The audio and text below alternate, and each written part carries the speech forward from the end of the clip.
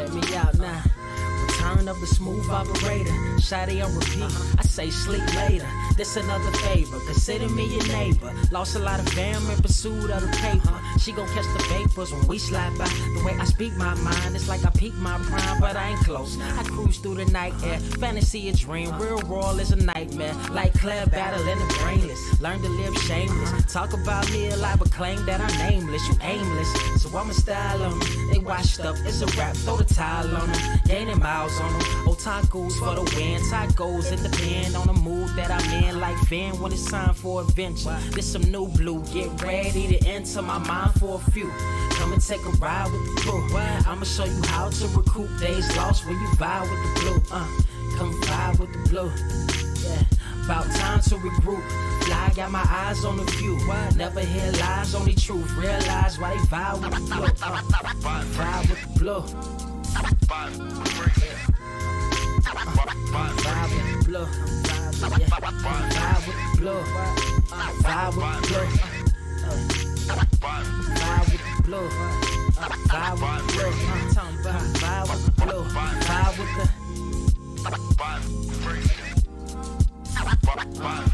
vibe with the sky. Wait, you know the rest. I'm blessed. I see you frontin' like you ain't impressed, but I still get requests. I'm playing Zelda on the GameCube. I quit spamming my music. Don't ever try forcing the links. That's a high rule. The wind waker, Mother Nature on my side too, controlling the elements. Go and check my avatar. I'm arrows ahead. Get the point. Moving forward. The battle scars accumulated over time are reminders of what I went through as a minor, but made me a grinder.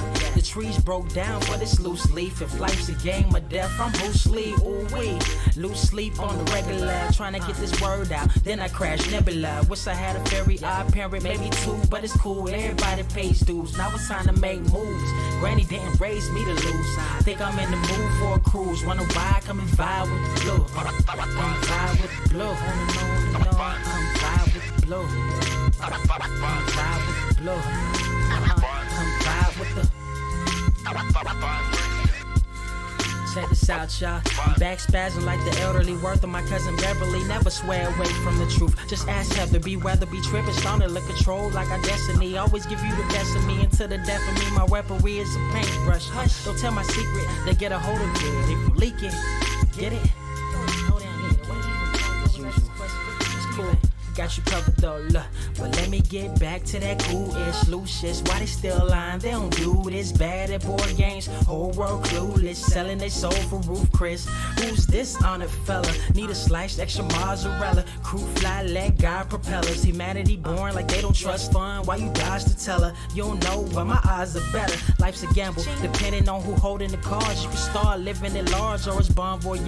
Charge it to the game. Me and you ain't the same. I'm thinking bigger pictures. Why you still shrinking the frame, ever blinking the rain? It helps when your eyes dry. Mob with the bright minds. Think you funny, wise guy? Midnight marauder with a new tribe. Tired of the fake. Come and vibe with the blue sky. Come and vibe with the blue sky. Why do you try? We get them high. Take them high. What I do, come vibe with the blue. Yeah. Come vibe with the blue. That's what up. Vibe with the.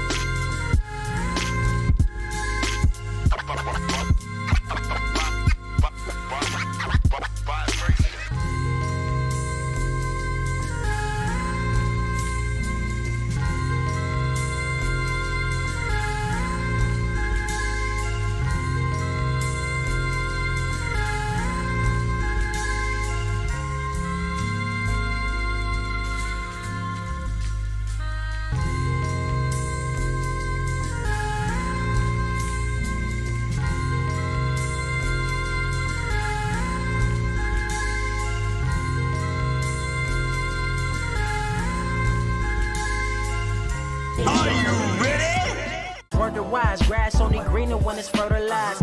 Gave them truth in these songs, they prefer to lies. Destiny beautiful, adrift in her purple eyes. You can't see me, you Stevie, wondering how I reach more evolutions than Evie and make it look easy. Dream on, yeah. Dream on, Dreamweaver.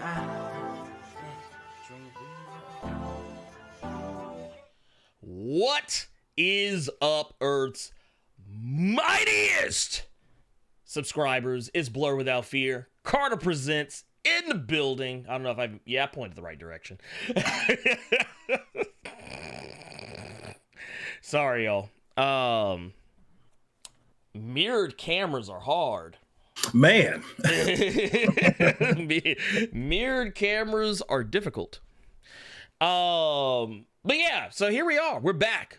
Episode 155 of the Blerd Cave. We did a little time travel because I don't know if we even addressed this last week, but I know I told Carter off camera that apparently I had noticed that I had accidentally numbered two separate episodes of the Blerd Cave the same, not paying attention. So we're actually a number further ahead than what I had initially thought. So yeah, we're 100. This is the 155th episode of the Blerd Cave. You know what we're gonna have to do, right? What we gotta do?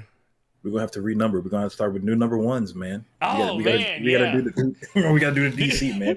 Wait, can we do that? Can we do that? Are we allowed to do that? Are we important enough to do that we can? We can do it, but we got to have the original numbering somewhere on it in parentheses. We got the legacy numbers in there. There you go. Look, we ain't shit.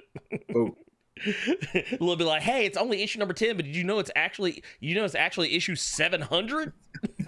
Goddamn, we Marvel for real out here, Lord. But no, we are back for another round of the Blerd Cave. We got a jam-packed show, so we're actually only going to be talking about two things. Two things. We're going to be talking about Doctor Strange in the Multiverse of Madness. We're also going to be talking about the Moon Knight finale. Because some crazy, amazing stuff happened there, plus there's some other news surrounding that. So pretty much everything we're going to be talking about today is going to be Doctor Strange and Moon Knight. Now, I do want to go ahead and say this now, because I feel like it bears saying, and I really do not want to have to get ugly up in here, more so than usual. And that is, as you can see down below in the lower third, it says Multiverse of Madness, spoiler-free review. That means while that is up, I don't want to see any spoilers in the chat. I don't care if it's a regular chat, super chat, or Ultraman chat. I don't give a fuck. No spoilers.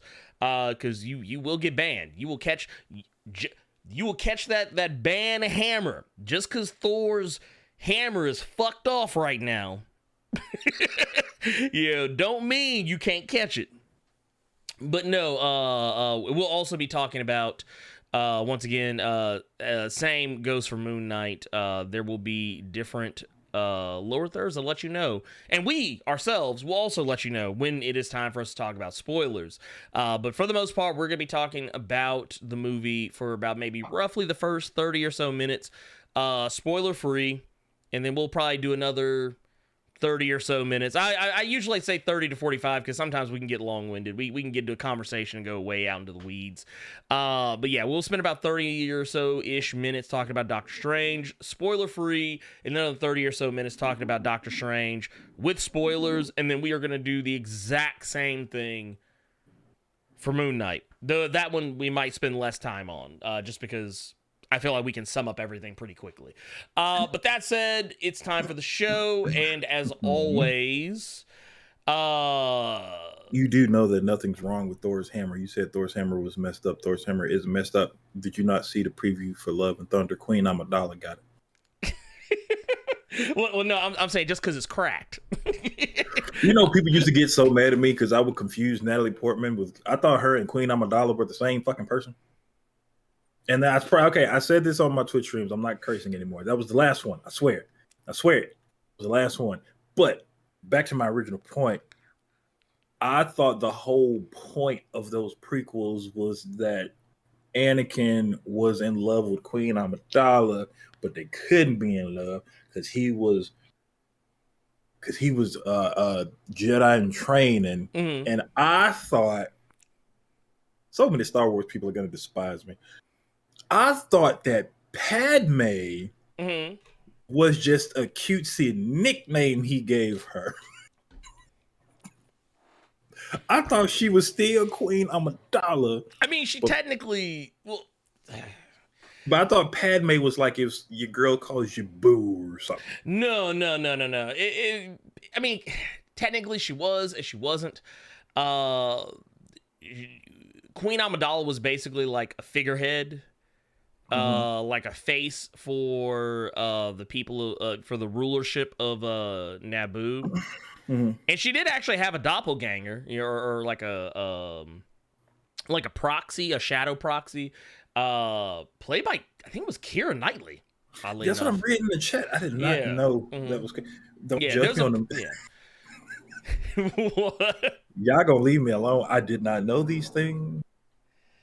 I told you all the only original Star Wars movie that I had seen before them prequels was whichever one. I think you said it was. I think you said it was Return of the Jedi. Whichever one. The only thing I can remember from it, that was the last thing that was on that VHS tape, was Han Solo slicing up some camel and then putting Luke in it. It was guts. Because my uncle recorded over it. So right when they got to that part where Han Solo used the lightsaber and cut some nasty camel open and it was guts everywhere, and then he put Luke in there, the Source Wars came off. This motherfucker. Don't blame me, blame Uncle. Man, look. Well, here's another thing real quick before we get into today's festivities. First and foremost, I do want to give a shout out to, because I can't go back and get it because it was in the middle of the night. But Gokon Shuri, baby's father, with $5 super chat says, and actually I want to, let's see here. Well, this isn't really a spoiler. I don't consider this a spoiler. But he says, after everything that happened in that movie, I'm surprised Wong didn't go like, that's it, tired of this BS, and give Strange the title of Sorcerer Supreme. There was a lot of shit going on. Honestly, if I was Wong, I probably would have been like, yeah, this is it for me. This shit's for the streets. We also want to give a shout out to Xtriv for the 21 months. It says, as always, peace and blessings, Blerd Koa. We also got Xtriv coming through yet again. One more again with the 1999 super chat.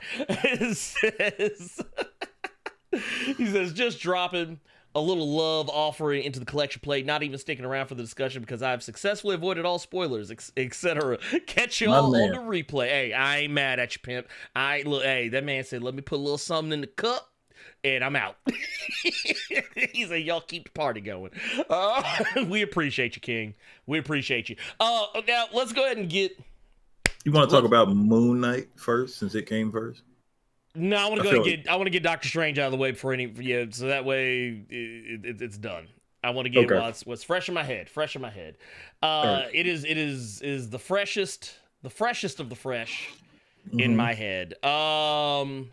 First and foremost, here, let's put that over there so that way I can see this, and I'm gonna put this over here because that's what heroes do. But yeah, anyway. Doctor Strange,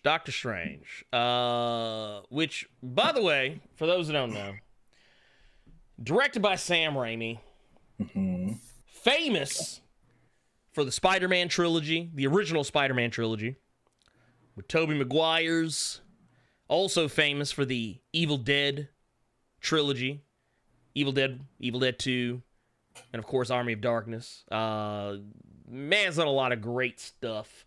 You said a really key thing just then. What's that? You said directed. Yes. Everybody needs to keep that in their mind. Yes. Now here's something I want to make clear. So for Doctor Strange, the challenge of this movie was it had a more Herculean task than even Spider-Man No Way Home. Because Spider-Man No Way Home, its problem was that there was so much shit in the movie. There was rumors of so much shit in the movie. No one knew how they were gonna fit it all in. Like, this movie's got to be the most disjointed, hot mess you've ever heard of. Because we got to remember what happened in Spider-Man 3. Hell, it didn't even have as many characters as No Way Home, and that movie is a hot ass mess. So you can imagine why people are gun shy about movies that have too many characters and too much shit going on, too many moving parts. And this isn't a spoiler because we knew this movie was gonna have the Illuminati. We knew this movie was gonna have Baron Mordo back. We knew this movie was gonna have Wanda Maximoff. Of course, we're gonna have Doctor Strange, as well as multiple versions of Doctor Strange, and of course it was gonna have America Chavez as Rachel McAdams coming back as the goddamn night nurse, one of the night nurses. It was just too much. It was too much going on. Oh, also I forgot Tom Cruise. We got Tom Cruise in the movie. I'm sorry. It's crazy. It's crazy. It's crazy. Carter. Me and Carter, we were laughing our asses off, I ain't gonna lie. Look, but no. Box office masterpiece. Actor Tom Cruise, y'all, in the movie. I'm sorry, I had to say it. I just had to. But no. Anyway, that's my last spoiler during the spoiler-free review. I hope y'all know I'm joking. But I'm gonna ask. Reason I'm laughing is because the only way that Tom Cruise in this movie was because when I went and saw it Thursday, they had a damn preview for Top Gun Maverick. I'm about to say, look, that was the closest Tom Cruise had got to being in Doctor Strange in the Multiverse of Madness. Lord, y'all leave that little man alone. But anyway, this movie had, like I said, it was a Herculean task. How are you going to accomplish all of this fuckery? How are you going to accomplish all this fuckery in the movie and it not be the most ridiculous thing you've ever seen? Well, the good news is that they were actually able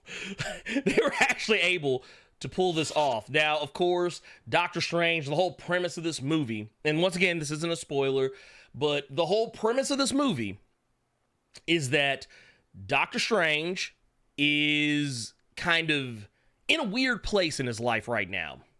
Now, of course, we saw in the trailers there's a wedding scene that's going on, and a lot of people kind of speculated, oh, is this Doctor Strange getting married, or what's going on here? We see Rachel McAdams walking down the aisle, all this other stuff, and come to find out, it's not his wedding to her. Once again, this isn't a spoiler.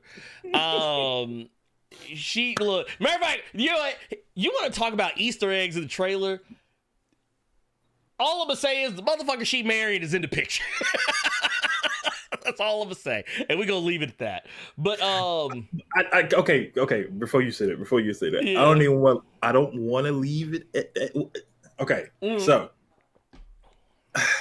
it's not really a spoiler because not really. The man doesn't do anything, but Christine, which is her name in the movie, they say it so many goddamn times. You now know what it is. Well, that episode of What If? How many times her ass died? The reason I'm so happy I can go to the movies to experience people, because I actually did not have a packed house when I went and saw it. Mm-hmm. So when we see the wedding and we see that she's not marrying Doctor Strange, and we see this brother, she's marrying a brother. I said it in my head, and of course there were people behind me. Oh, Doctor Strange got moved to the side for that BBC. I lost my mind. Well, I was like, look, he ain't never getting that back. I know. He ain't never get that back. But no, it's cool. It's cool. It's whatever. But the whole idea is that Doctor Strange is having dreams. Mm-hmm. He's having dreams about stuff that's happening to him, but it's not him. And of course, he has a dream about America Chavez and hanging out with another Doctor Strange, and of course the MacGuffin of the movie, the whole MacGuffin of this film. Is also, we'll save that for spoilers. I do kind of feel like that is a spoiler. But he ends up getting embroiled into this multiverse of madness because of America Chavez. She comes in, she has the powers that she has in the comics, only in this movie she doesn't know how to control them. Hence, why all this crazy shit is happening.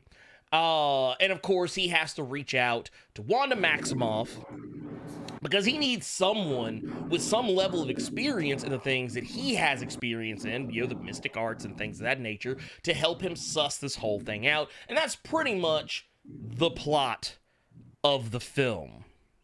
The main thing I really want to talk about, though, while we're in the spoiler-free territory, is and I guess maybe because of Moon Knight, I'm paying more attention to stuff like this. Because, in Spider-Man No Way Home, we had, of course, 3 different versions of Spider-Man, right? Mm-hmm.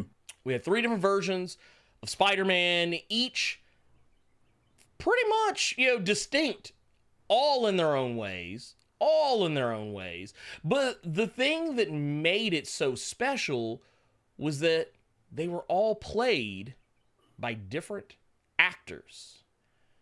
They were all different actors. It wasn't like it wasn't like, oh, well, it's Tom Holland. Tom Holland has to play 3 different versions of Spider-Man. That wasn't really the case. We actually got to see one actor doing this.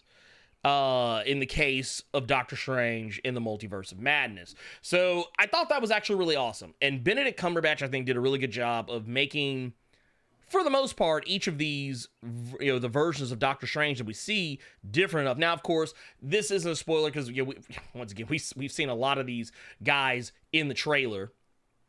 For the most part. But what the main ones I'm talking about, though, are like... this version of Strange, which this isn't a spoiler either. We already talked about this last week, as a matter of fact. This is Sinister Strange. Sinister Strange, we got to see him. And of course, Doctor Strange proper. Let's see. We also got this other version of Doctor Strange, which we saw in the trailers. And of course, there was another version that we'll get to a little bit later. But I actually thought Benedict Cumberbatch did a really good job with that. I thought he did a fantastic job with that. He once again, it's the first time we're really seeing multiple versions of a character and being played by the same actor, other than in Moon Knight. And I thought it was handled really well. What'd you think, Carl? Benedict Cumberbatch was never going to be the issue for me.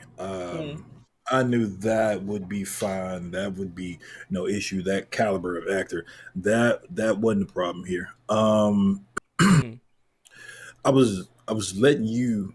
I want you to get everything out about this before I say anything. One thing that that I had been saying, because when we spoke about it last week, was that I had been avoiding spoilers. Even though we do this, I was still trying to avoid as much as possible so that I could just still be able to experience and be surprised and everything like that. But it wasn't until I saw some people in chat saying it, and I actually looked it up myself to confirm it. Apparently, Kevin Feige felt like a lot of people that we know, and that was that they put way too much in those trailers. Yeah. I read that. I read that statement, which, I mean, to be fair, they do it all the time. Yeah, but because I would expect this from Sony, not from Marvel proper. Well, because even Sony put too. Well, but the thing is, here's the thing, and I think the reason why, because also there was another statement where he said they kind of realized that in the end it didn't really matter because people are still going to be excited, they're still going to want to go see it. But the thing is, they still had And I even said this last week when we talked about the Patrick, the Patrick Stewart clip, that's been in the trailers, is that you really have no idea how any of it, like, even just based on seeing that one little thing, you have no idea how it's going to play out. You have no clue what else is there. And that's pretty much how it is. Like, you don't know. You don't have any idea of where this is going to wind up going. And I'll even say this. There's a scene from the movie that leaked. Not going to say what it is. I saw that scene. Still didn't have any clue how it was going to play out when I actually saw it in the theater. And, like, I got to admit, and at least I know you say your theater was packed. Mine was packed.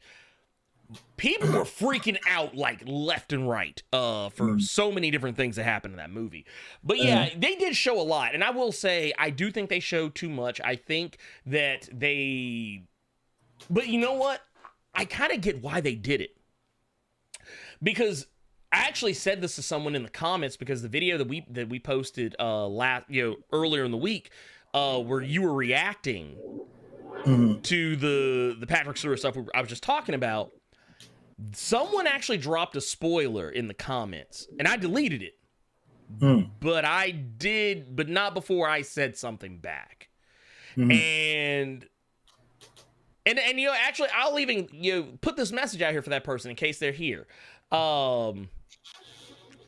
You might think you have ruined the movie for me. You might be sitting there cackling, leaned back in your chair like some kind of James Bond villain, thinking that you did me a disservice, but actually, you kind of helped me out. Because it prepared me for something that I might not have liked otherwise. But the blow was softened, so I went in expecting to see it, and when I actually saw it, it didn't go quite the way that it was described, because the person was being hyperbolic. Imagine a nerd being hyperbolic. Tom Chamber. And yeah, it is what it is. But I feel like some of that got people prepared for some of the weird shit. And what I'm talking about is the stuff that they showed in the trailers, even stuff they probably should have kept to themselves until it was time. I feel like some of that actually prepared people for a lot of the crazy, ridiculous shit they were gonna see. Which there's a lot of it. There's a lot of it. What do you think about without saying too much, what do you think about Elizabeth Olsen in this movie as Wanda Maximoff? What do you think? How'd you feel about old Wanda?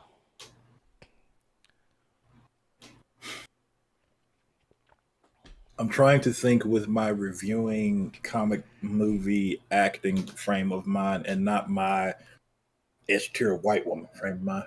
Oh, I mean, I ain't mad at you. One of the best parts of the movie, I would say, her and Benedict Cumberbatch going tit for tat was really cool. This was, I feel like it's a disservice to say this was the best thing that she did, just because I don't want people to misconstrue that, because there are people that liked WandaVision, but just for her to be out in the forefront, because this was basically her film, and this is Benedict Cumberbatch's film, as opposed to, oh God, Age of Ultron, Civil War, where she was more so just one of several characters. Even in WandaVision, in a sense, she was the focus, but there were so many moving parts to that. You couldn't really give it all to Wanda. You just made the overall story about Wanda. But with this, she's actual just focus, and it was great. It was great. I think people can now, we know who the top tier Olsen is. we know in that tier list of Olsen's, we know who is S plus rank right now. Oh yeah, no, 100%. I thought But I agree. she absolutely did her thing in this movie, man. It almost makes you mad in the sense that, you know, if people hadn't seen her in other films like I had, or if all they know is just the Marvel stuff proper, it almost makes you wish they gave her more to do in those other movies. Just because she was chewing the scenery, man, she was great in this. She was really, really good in this. Oh yeah, no, I 1000% agree. I think that the thing that I think a lot of people are probably going to walk away with this movie is they're gonna walk away thinking that there's no way she doesn't get some kind of a what's the best way to put this? Without going too deep into it or having to explain why. A lot of people are going to be are going to be wondering what's going to be the next big thing for this character.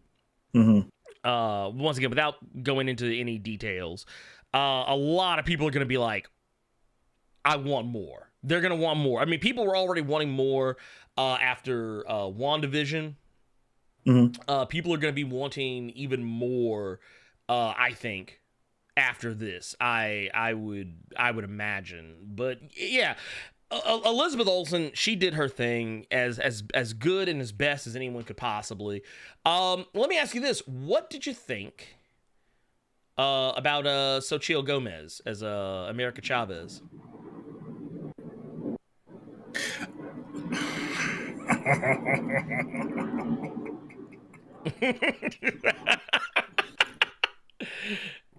Go ahead, take your time.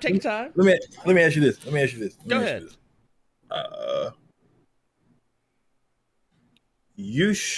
What's the way I can say this right now? In the words of Paul Heyman to Eric Bischoff before Triple H was drafted to Monday Night Raw, you sure you want me to say this out loud? Okay, well, I will give mine first, and then you can give yours. So Xochitl Gomez, who plays America Chavez in this film. Props, by the way, because I did not know how to say her first name. I kept trying to figure it out. So props for that. You know what? I've tried to put myself more in the habit of looking up how things are pronounced before I try and say them. But just the thing I do now. So basically, she's kind of the main plot device of the film, you know, just because, you know, she's the one who has the power to travel the multiverse. She's the reason for our big cinematic escort mission. yes. Which, I mean, that is what it is. It is what it is. I'm not gonna sit here and say that it ain't. It is what it is. It is, for all intents and purposes, an escort mission. But I will say, I liked her as a character. I thought she brought a nice chunk of attitude to the movie that would not have otherwise been there, at least at that capacity. And while she is a centerpiece of the film, she doesn't really get to do a whole heap of a lot because, of course, it's Doctor Strange's movie. So, you know, she gets to do just enough, but not really as much as some might hope. Because I think they're saving that for future films, at least as far and away as I can tell.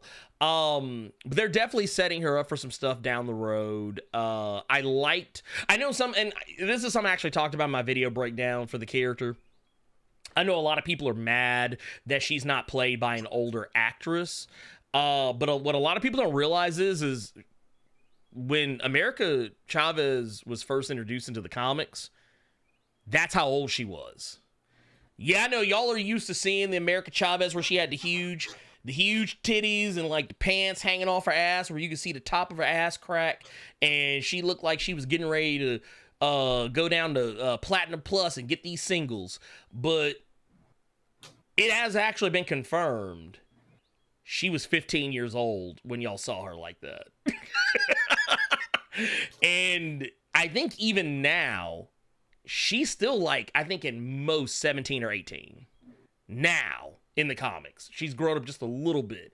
But for the most part, the super sexy America Chavez that some of y'all might have wanted to see, just so y'all know, 15. Let me say this real quick before, and I'm not gonna cut you off or anything, but I just had to say it to somebody else in the chat because I saw a few people saying that she is a cute girl. She's this, she that, talking about the actress. She's 16, y'all. Yeah, she's 16 now. So y'all calm down, please. I'm gonna tell y'all the same thing I said about Iman Vellani and Miss Marvel. Can y'all look? Y'all don't want to be on nobody's watch list. Ranger Red, she did not debut in Young Avengers. She debuted in a series called Vengeance. Yes. She is I would say what, newish character? Or you know what? Take it back. She's a character that hasn't really been utilized as much. Hold up, I already see we got to hit somebody. I've been on watch. What did I miss? There you go. Nah, somebody's they already spoiling shit in from stuff we hadn't even talked about yet. So yeah, like I said, y'all, please, if you put something in chat right now that is a spoiler, what I consider to be a spoiler, and I think you know what a spoiler would constitute if you've seen this movie, you will get hit with the hammer. I'm just saying, just putting that out there. Oh, I just been deleting the comments. No. I'm timing folks out. I'm timing folks out. I don't want you all to get. I don't want you all to have that Chris Hansen energy put upon you. She is 16. Any thoughts you had in your head, get them out. Get them out, please. But you know, I will say this though, and I'm glad that this actually did come up. Mm-hmm. One thing I do appreciate, and because you know. I think a lot of people are probably going to, you know, I know people were freaking out about this apparently. Because they're like, oh, well, you know, it's the MCU. It's the MCU. That's a thing. Oh, that's what that meant. I didn't know what the fuck that meant. Yeah, because y'all made me curse again. Yeah, because people are mad that women are getting more representation in the MCU. People wanted to go back to the way it was when it was like a sausage fest, and the only woman on the Avengers was Black Widow. That's what they want to go back to, because guys are more comfortable when it's only one woman around. And well, let's not do that. Let's not try to make it seem like it's all of me. It's a very it's a vocal minority. It's a very vocal minority. Weird fucking minority. Oh yeah, no, it is. Yeah. But what I'm saying is that that's what they want. They want to go back to where the male characters are in the forefront, the women characters are in the background, and are just there to look pretty. That's what they want. A lot of people got mad because, and I don't know how you could be angry about this. Apparently, and this is how you know which people are actually knowledgeable about the comics and which ones aren't. There were people who were actually legitimately mad that America Chavez is depicted as being gay in the movie. They did that in Young Avengers. No, that's what I'm saying. She's gay in the comics. But no, somebody saw the pride pin that she had on her jacket and freaked out. Like, oh, now our kids are gonna want to be gay now. You know, I didn't even know that. Mm-hmm. I never noticed that in the movie. Well, but that's the thing though, is because it never comes up. She's just there.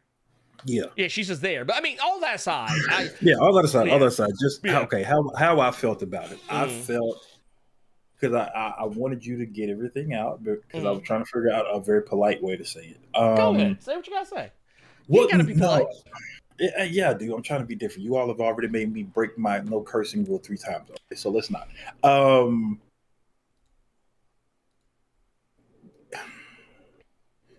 She was overshadowed by Elizabeth Olsen and Benedict Cumberbatch in this movie. Well, I mean, that's to be expected. She's yeah. That's what I mean. That was a nice way for me to say. We didn't really get to see her do a whole lot.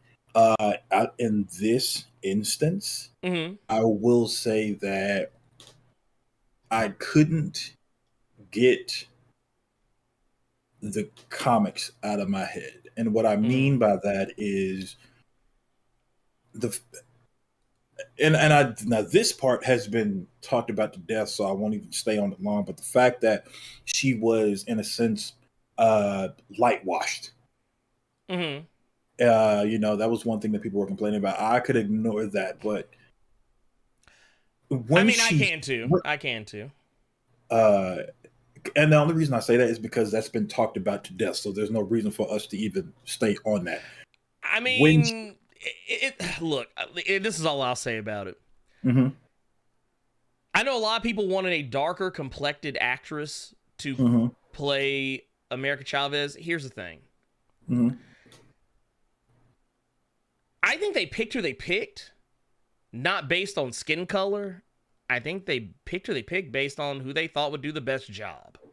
I think they picked who they picked just depending on age, because I think her and Miss Marvel are gonna do something together. But no, that's gonna happen. But the thing is, and this is the thing I can't.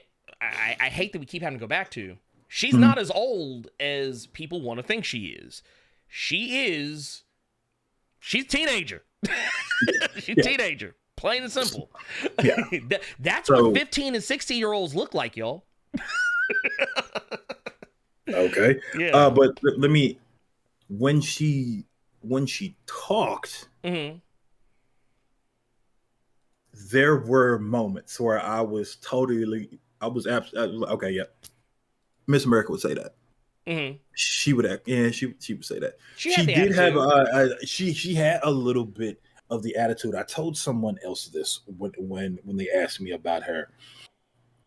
But I'll keep that for when we continue on with this. But when it pertains to her, she was fine. She was fine. I saw some people saying they kind of felt that Disney Channel acting when it pertained to her, and I could see that argument simply because she wasn't really. She was a MacGuffin, but she didn't really get to do a whole heap of a lot, because, like Ernie said, it was really a Doctor Strange movie. So, right.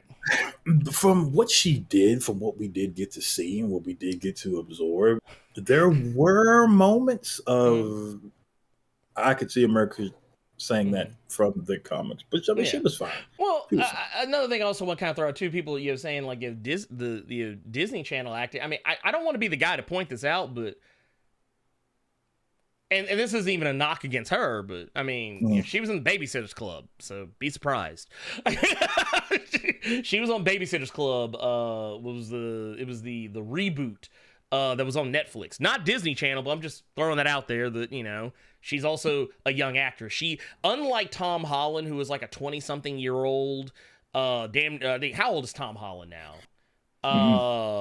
Tom Holland, if I'm not mistaken, is in his I think he's in his mid-20s. Tom Holland is 25 years old, playing a guy who is supposed to be 18. And when he was playing Spider-Man in Captain America Civil War, he was already, I think just turned 20, playing someone who's supposed to be 16 years old. This is different. So Chill Gomez is actually the age of the character that she's actually portraying. So there's a difference. And she hasn't been acting as long as, say... I think she just needs. They need to put her in more stuff. I think from what we got, that's the from plan. what we got right here. There was some moments there, and I think they need to put her in more stuff. But hopefully it doesn't take as long, because I think she needs to do as much as possible so that she can get in that mode. Because look at Elizabeth Olsen, look how much stuff Wanda did, and now you can clearly tell she loves that character. She in the zone with it. So I think that's what these young ladies need. They just need to do her. I think we need to see her in something else. Everything else, Benedict Wong, Rachel McAdams, I thought they all did great. Benedict Wong was Benedict Wong. He did exactly. Okay. Benedict Wong was Benedict Wong. I'm hoping if they put that young lady in more stuff, she won't be that. what you just said. Because with her, there is clearly something there. But Benedict Wong is literally Benedict Wong. You almost cursed again, but you almost made me curse again. Well, but yeah, that's what I'm hoping she doesn't regress into. So yeah. Yeah, I mean, because there's a comfort level, a comfort zone, and honestly, it's one of those things. That's what happens when you're a supporting character. America Chavez is clearly a supporting character in this movie, but she's not going to be a supporting character forever. Rachel McAdams, I thought, got way more to do this movie than she ever got to do in the previous one. Marvel related. Yeah, because I mean, honestly, I kind of forgot about her. Because admittedly, while I don't hate the movie Doctor Strange, it's not my favorite MCU movie. It's just a movie that happens, and there are parts of it that I really enjoy. I think parts of it are really cool, but honestly, it's probably one of the least watched MCU movies for me. Just for me. It's not something I just go back to all the time. It's one of those movies where, like, if it's on, I'll watch it. I never go out of my way to watch it. But I always kind of felt like, yeah, Rachel McAdams was just kind of there. So when everybody talks about, oh, this is like a early MCU film, like basically comparing it to Iron Man, I got what people meant when they said it, because it was basically like the prototypical Marvel movie back in 2008. It was a superhero who has a love interest. They're going against somebody who's basically a dark mirror version of themselves, and it's an origin story. That's basically what it was. It was practically Iron Man, but with magic. Just maybe a little less funny. But this was like a complete flip-flop, and I mean that in the right direction. Rachel McAdams got a lot to do. She actually got to flesh out her character a little more, and I think people probably, and if you watch Marvel What If, maybe you might have a little bit more connection to her just because of how many times that she died in that one episode. But I thought it was cool. Everybody did as good a job as could. Sam Raimi did a fantastic job as directing. I did actually. Yeah, and this, I guess we'll kind of get ready to start pivoting towards the next topic here. But I know some people weren't crazy about the way Sam Raimi directed the movie or some of the things he added in the movie.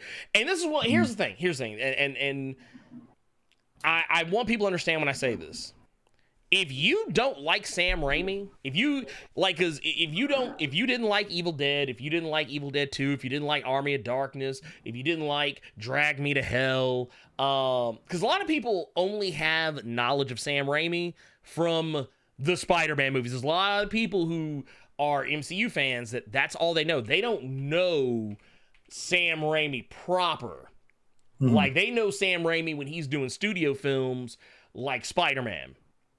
They don't know the guy behind some of this other stuff, like and I will even say this: even though he didn't direct, I don't think he directed any of. Did he direct any episodes of Ash versus the Evil Dead?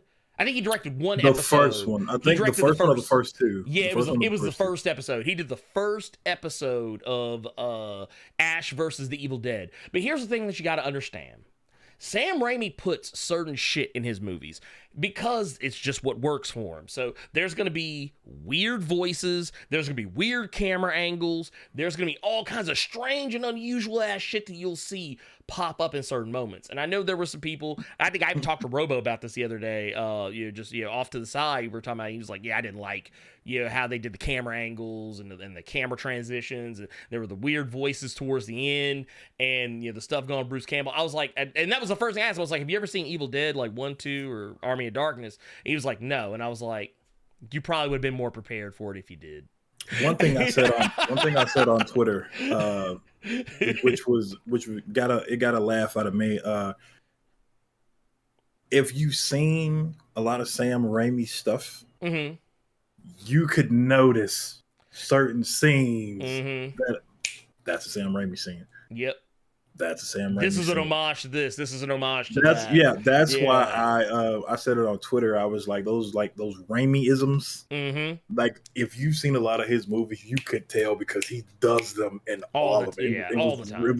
It was really, really funny. Like, honestly, even So even the Quick and the Dead, I was going back and I'm going back and remembering some movies that he did, other than like, because like I said, we said people only talk about Spider-Man, but you can look like Darkman, Quick and the Dead, Oz the Great and Powerful. Some of those Raimi-isms are in those movies. They're just not as pronounced as, because it's a completely different type of story. That's why it's not in Spider-Man, even though they do put it in Spider-Man 2. The scene where Doc Ock gets where the arms come to life. That is a Sam Raimi scene, for those that aren't familiar. And this film even does the same kind of zoom ins and stuff like that. And the jump cuts and the quick cuts. The spectral perspective of like you can tell like, oh, there's someone watching, so you're seeing exactly from their eyes. That stuff's in there. And if you don't like it, I mean, that's cool.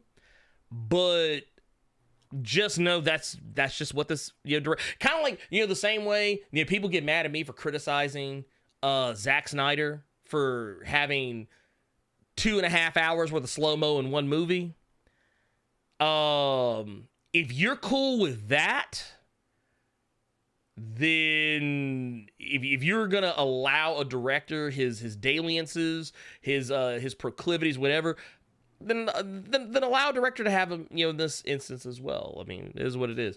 Real quick, Ernie. Yes. Breaking news. I'm just looking it up now to confirm it. Unfortunately, George Perez has officially ascended.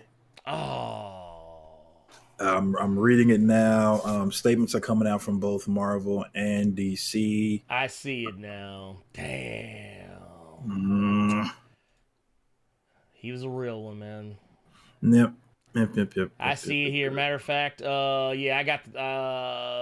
Let's see here. Where is it? I got it right here. George Perez. Oh man, yep. Dude, he is officially gone. Yeah. So I will say, like, it was very good that he was able to see how much he was appreciated. Yes. Before he went. So yeah, by all means, rest in power, rest in infamy, George Perez. Great creative mind. Oh yeah. And in this whole shebang we call comic book media. Just the whole thing we call comic books. So yeah, man, George Perez, by all means, just let's give him some props, most definitely. Oh yeah, George, like, I'm not gonna lie to you, man. I think there's a lot of things we wouldn't have in this great media comics if it weren't for George Perez, and that you have to give him the respect. You have to give the guy the respect. You have to. There's no other way. Yeah, Mailman hit the nail on the head. I'm glad everyone gave him his flowers when he was here. Absolutely, dude. Absolutely. 1000%, my guy. 1,000. That's 1,000,000%. But you know what?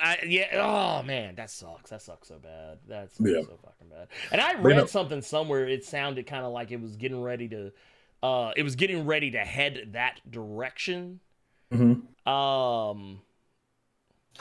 yeah, it is what it is. I definitely, you know what? This guy, George Perez, Neil Adams, was Len Wein, and Stan Lee, Steve Ditko, all these guys, Jack Kirby, they're up there making the best comics in all the universe now. They know that they were loved. They knew that they were appreciated. They knew that we just worshipped hands that they used to create the stories that we love. Yeah. So just this is a big shout to all of those fine gentlemen. But let's get back to the subject at hand here. Let's do. Go ahead. Yeah, go ahead. I was gonna say, do you want to just overall? Yes. How do you feel about Doctor Strange and the Multiverse of Madness, Mr. Ernie, Blerd without fear, sir?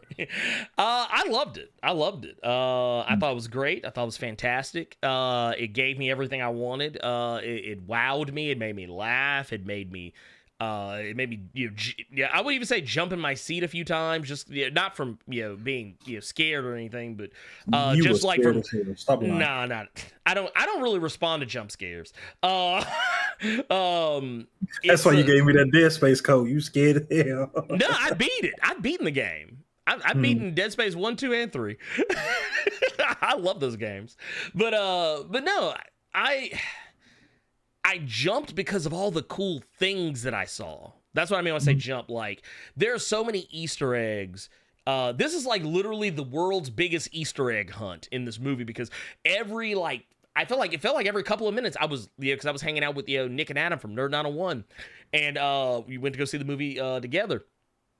And every couple of minutes I was just like, oh my god, that's oh my god, oh my god.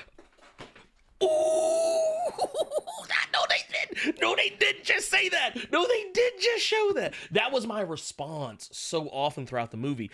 And, while there are, movies that I can talk about where I did kind of, I'll use the Batman as an example. Okay. Y'all know how much I loved the Batman. And I think I even said when we reviewed that movie that there was a moment where I did kind of look down at my watch, or my phone rather, to check the time, because I was like, I'm starting to feel this 3 hours. I was like, I'm starting to feel this 3 hours. Whereas with this movie, now granted, it's only like 2 hours and like 6 minutes, give or take, a little over 2 hours. Which is weird, because I remember someone saying a ways back that this movie was going to be just as long as No Way Home. And it isn't. But I felt like, dude, they kept it tight. They didn't linger on too many scenes too long. I felt that everybody had an adequate amount of things to do proportionate to their role in the movie. With probably the only character I felt that didn't get enough was maybe America Chavez, but once again, I recognize that's for a very specific reason. It's not her movie to do that. They are introducing us to the character so that we could be more accustomed to her later. And there were some other things in there too, I do also want to say this too. This movie, I don't give a fuck what anybody says. This movie is not a horror movie the way a lot of people are trying to market it as. It is not a horror movie. Okay, man, look, you gotta get us blocked on more people's Twitters again. Look, here's the thing. I'm still laughing at that shit because I was like, I don't even care. I was like, okay, I think you care more that I muted you than you blocking me. I was like, I don't give a shit. But no, just like I tried to explain to somebody else, just because a movie has sex in it doesn't make it porn. Okay? Just because a rom-com has a car chase scene and it doesn't make it an action movie. This movie does have horror elements in it. It has horror movie elements. And by horror movie elements, I mean it does have moments where shit pops out on the screen and is meant to jump scare you. I will say that. There are moments like that in the movie. However, me personally, I don't think that constitutes a horror movie. Like, I saw people on Twitter literally trying to compare a character in this movie to Michael Myers. And I was like, okay, y'all are just high off the movie. That y'all are just really high off the movie. That's what's going on here. But no, this movie is not a horror movie. If it's anything, it's a horror comedy movie. But the thing is, I tell people that Malignant was a kung fu movie, I don't want to hear nothing. Oh yeah. Oh no, Malignant is not even though people. Here's the thing. I think Malignant is just dumb fun, but it is not a horror movie. That movie is. You know what? It's a horror kung fu movie. But the thing is, I don't even like calling Doctor Strange and the Multiverse of Madness a horror comedy, because the horror is this movie is pretty much your standard MCU style movie. It's action, it's comedy, And while, yeah, the elements are a little bit darker here, there are elements of horror in it. I think the horror elements barely make up even a quarter of the film. Me personally. But like I said what you said. I said exactly what you said verbatim on Twitter, and people would not leave us alone. I know. I've already spoke my piece on it. That's why I'm not saying anything. I just want to get that out there. I just want to put it out there. When I tell you all that Mad Max is just a racing movie, when I tell you all that Black Widow is just an old period piece movie, oh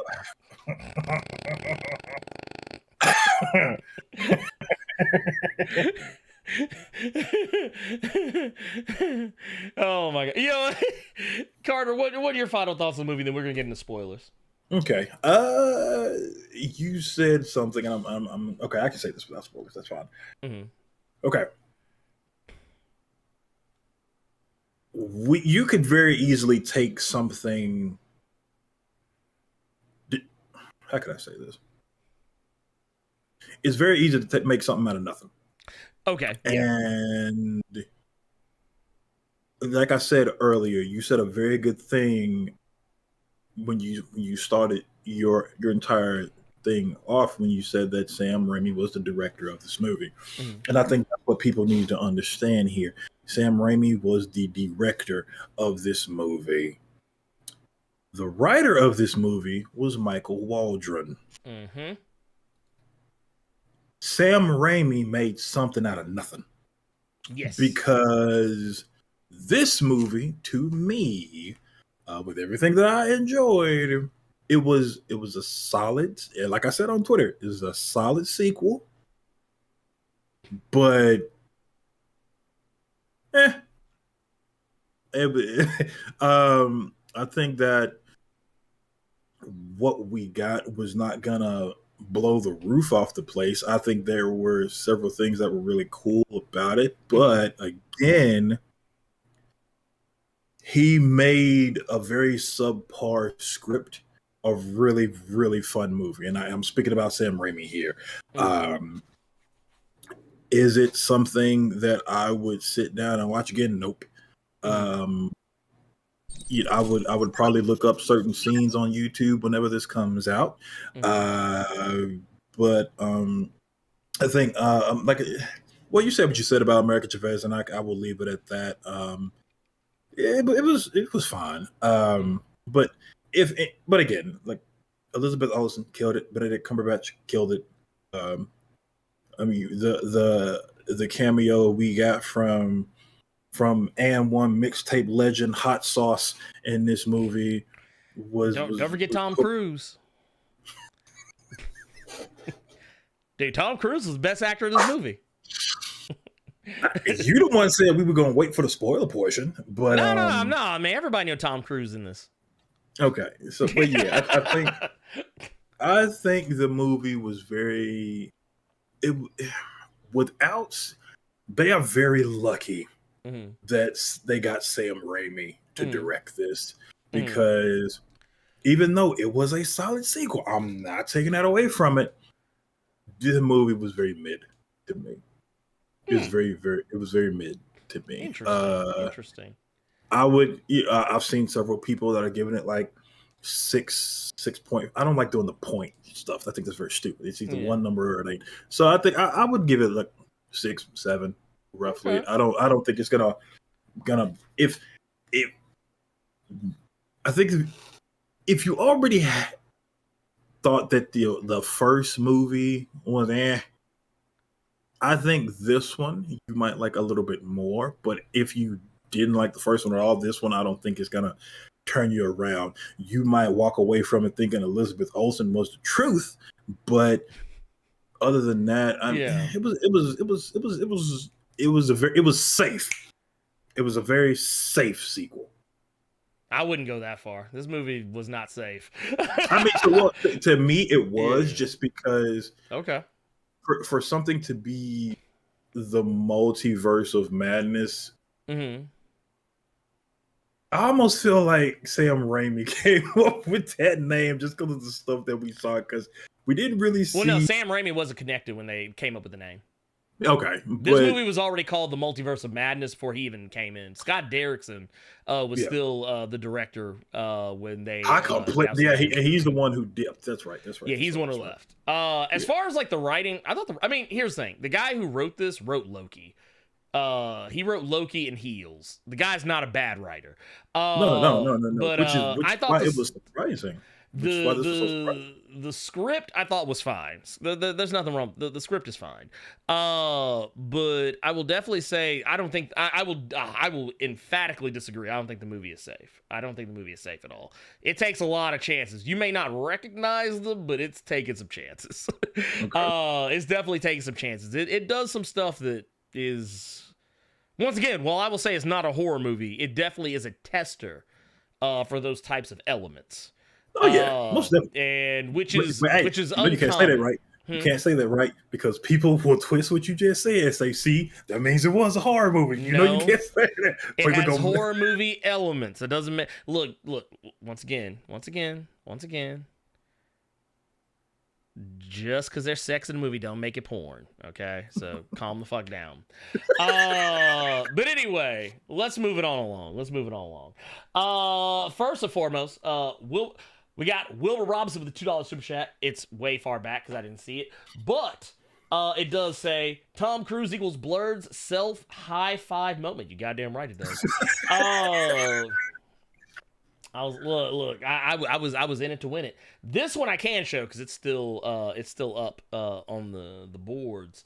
But Timothy the Cow with the $5 super chat says, "Good afternoon, fellas. Today is my born day." Hey, happy birthday, happy sir. Motherfucking birthday! I hope you are enjoying it, living it up.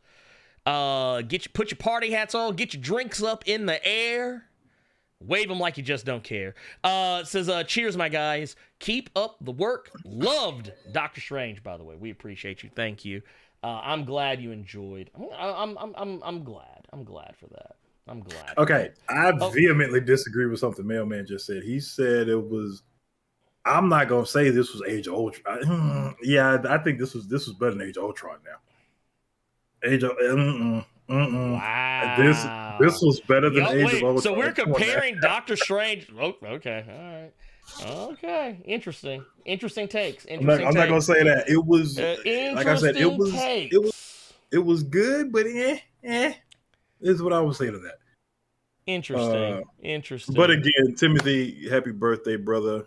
Don't tell us how old you are because you might be a young one and you might make us feel decrepit. Yeah, because I did not realize how many young folks watch us. Yeah, we got some youngins in here. We also got Carlos Johnson with the 1999 super chat. Says, "Rest in peace, George Perez. Miss you guys. Love Doctor Strange, but Google spoiled something for me, and I wasn't even searching for stuff." Yeah, nah, Google is wild problematic out here in these streets. Y'all got to be careful. Granted, I'd already seen the movie by the time this happened, but a website that I go to a lot of the times, they put up an article that pretty much wholesale blasted the fact that a certain character was in the movie that we haven't talked about yet. Well, Jonathan Moda is back. Goddamn. Look, we working our way down. We gonna get you, brother. We gonna get you.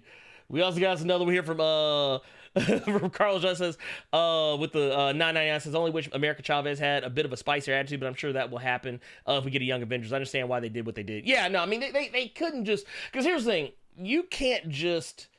Because here's the thing. And if you understand America Chavez's character in the comics, America Chavez is real quick to cut a motherfucker down. And I think that would not have worked. That style of character would not have worked in this movie as well.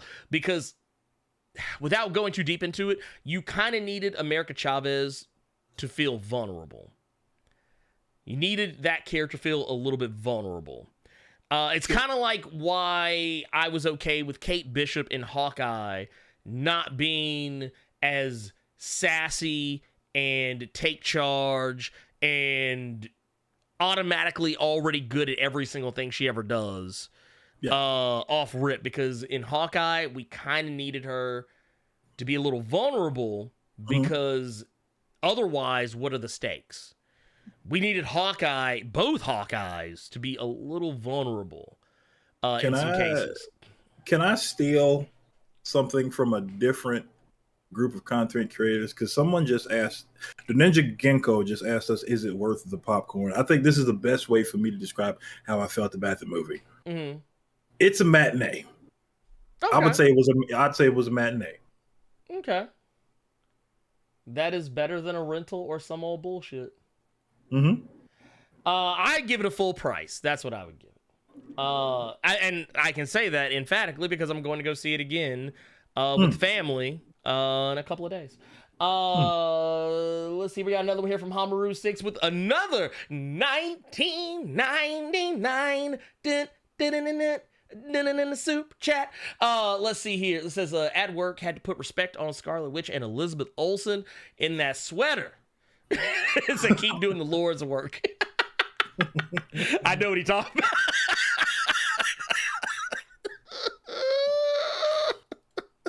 Look, she was out here. That's all I want to say. She was out here.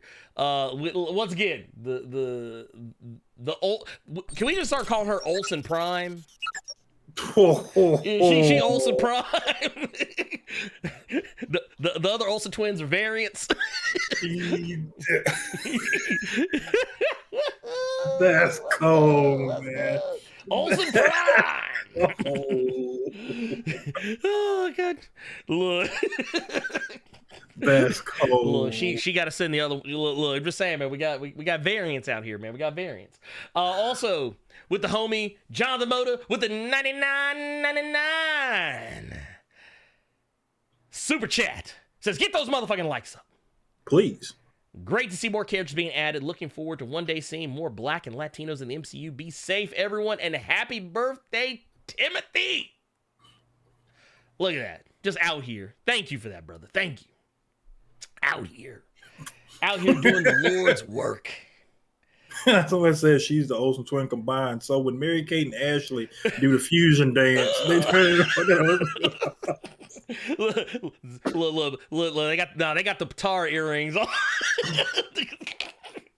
We gonna form Vegito. Oh man. Oh, but no. We also got Eric Morgan with the $5. Says, always knew the Fast and Furious franchise would cross over to Marvel at some point. If you know, you know. Hashtag spoiler free. And you know what? I guess it's time we go ahead and talk about that, Carter. Because you know what? This was the most ambitious sequel in the history. Because you know what they did, Carter? Marvel found a way to bring family into the MCU. And with that, we're going to actually get into the spoiler discussion. I'm sitting here trying to keep up with times and you and this damn family. But yeah, we all know there's nothing more important on this earth than family. Now, that said, we are in this. We are in the words of Doctor Strange. We're in the end game. But this time we're in the spoiler game right now. But yes, Fast and Furious did cross over into the Multiverse of Madness by way of actress Charlize Theron.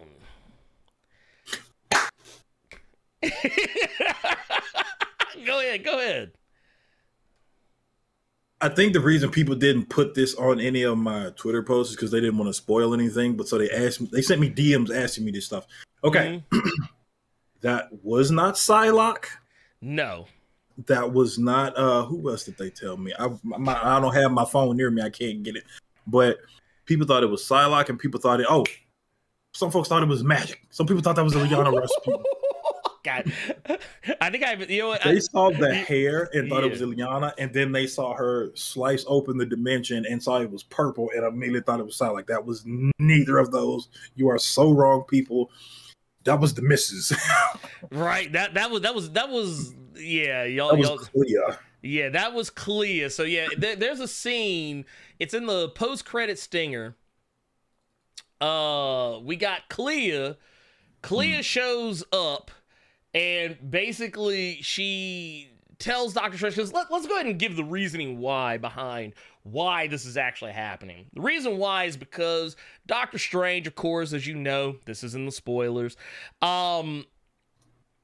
he uses the Darkhold to defeat Wanda Maximoff, because Wanda Maximoff has turned heel. In this movie, this is what I was talking about earlier, where folks said she turned into Michael Myers towards the end of the movie, or during the course of the movie. Because the scene where we saw her talking with Doctor Strange, and she was talking about, you mess with the multiverse, you're a hero. I mess with the multiverse, and I'm the villain. You misogynist pig. Yeah, this is the MCU, goddammit. Yeah. But all of that was basically that was the heel turn, and it's at the beginning of the movie, of course. But but all of that basically led to her being on this quest to hunt down America Chavez. Like when we see the scenes earlier in the film where and in the trailers, America Chavez, she's being hemmed up by that fucking not mummy monster, which part of me wondered if that was supposed to be like the Crimson Bands of Sidorak just thrown together. That was Wanda Maximoff sending monsters and demons after her from the Darkhold to take her down. So, with that said, we know that, Doctor Strange, of course, he throws in his lot with the Darkhold, because that is the only way. He tries using the Book of the Vishanti, which does work for a split second, but it gets destroyed, and basically, he has to use the Darkhold. That's technically where we got the zombie version of Doctor Strange that everybody saw. This was actually not a separate variant. This was actually the ponytail Doctor Strange from the beginning of the movie. That part caught me off guard because I completely forgot about I didn't put one to one together that we was going to see Zombie Strange doing the work right now. Oh yeah, that part was cool. That part was legit. That part was legit. But basically, Strange, because Sinister Strange warned him, hey, I used the Darkhold, shit got out of hand, so this is what you have to look forward to. And basically, what we got was this was kind of Strange getting a peek into what his potential future could be. And he ends up using the Darkhold to take control of the dead Doctor Strange from earlier in the movie, piloting his body, which is, forbidden magic. This is why you get that scene. And this is a scene I know a lot of people, the same people I was talking about who didn't like all the Sam Raimi-isms. This is what they were talking about, the part where they're like, oh, we'll swallow your soul, and all, do that. A lot of people didn't like, there was people I talked to who didn't like that, because they're like, oh, it was too goofy. And it's like, you know what that reminded me of? What does it remind you of? You remember the first Blade movie when all those monsters and those demons came out of the pureblood vampires and then start flying into Deacon Frost?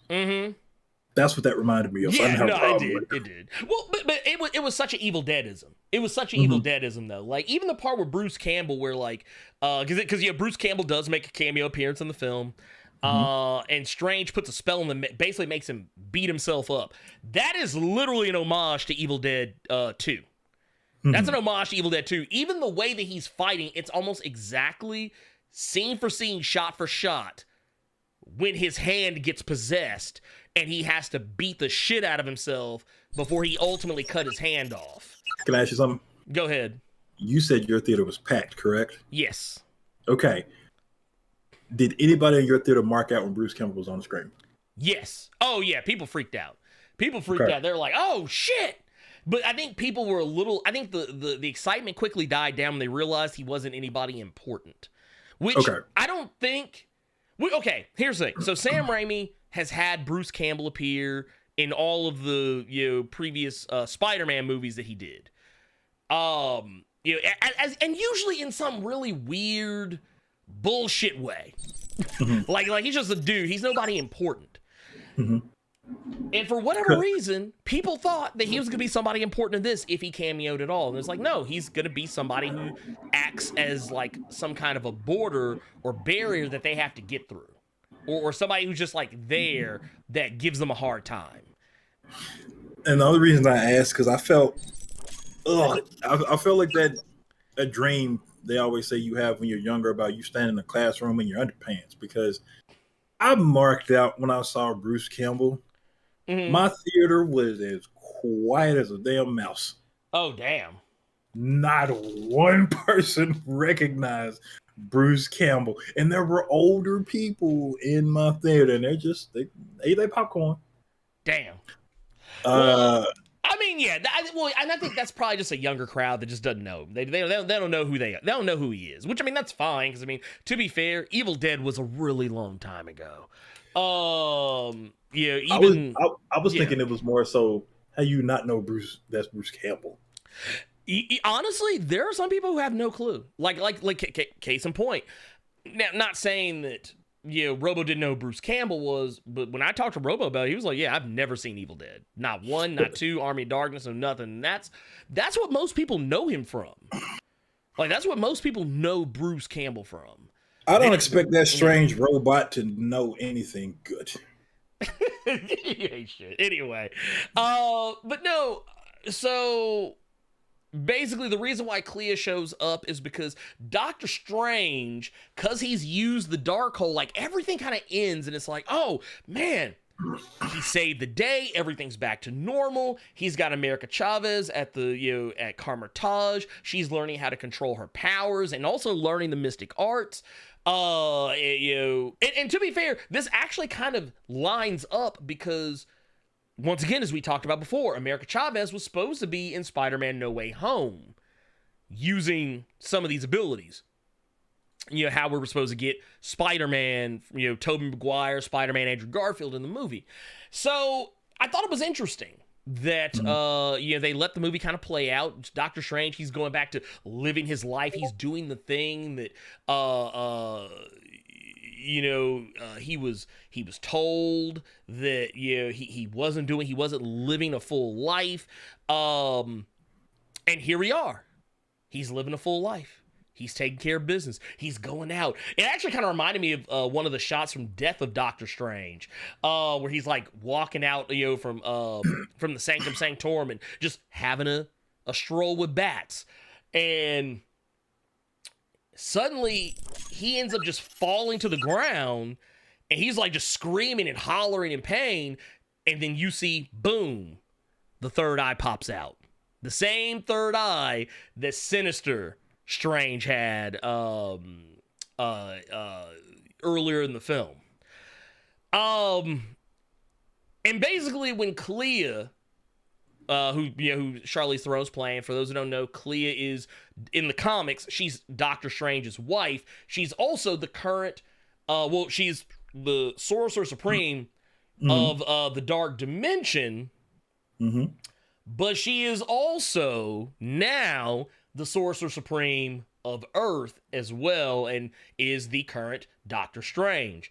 Or I think they just call her Strange. Which is a damn good upgrade from Christine, if I should say so myself. Christine and her mole can kick rocks. It's like he's you can have that BBC. I got my S tier white woman over here.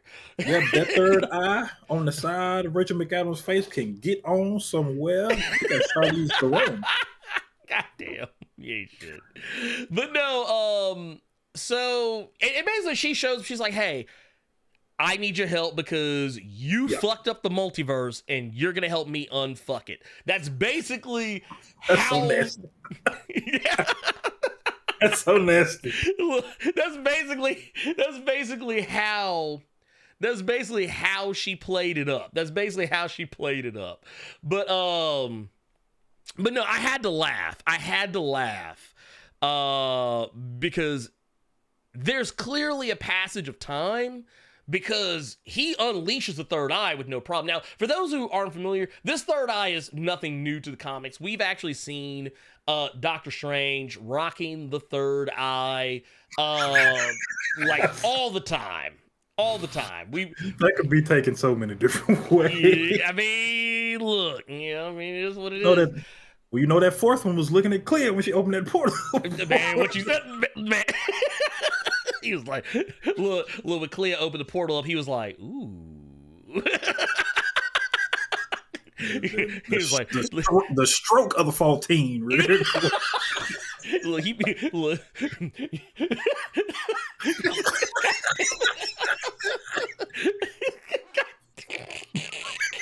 Danger. And then I got him. He got me. I tried to get him at least one word cave. I got him. Look, he saw when Clea had turned around. She started slicing that portal in the dark dimension. Boy. That man was like, yes. Yes, excellent. I'm over turned into Mr. Burns. He was just like, When that boy get them crimson bands, she's like, I don't see them anywhere. They on the right thing. Was it that boy cousin the crimson bands of break her back?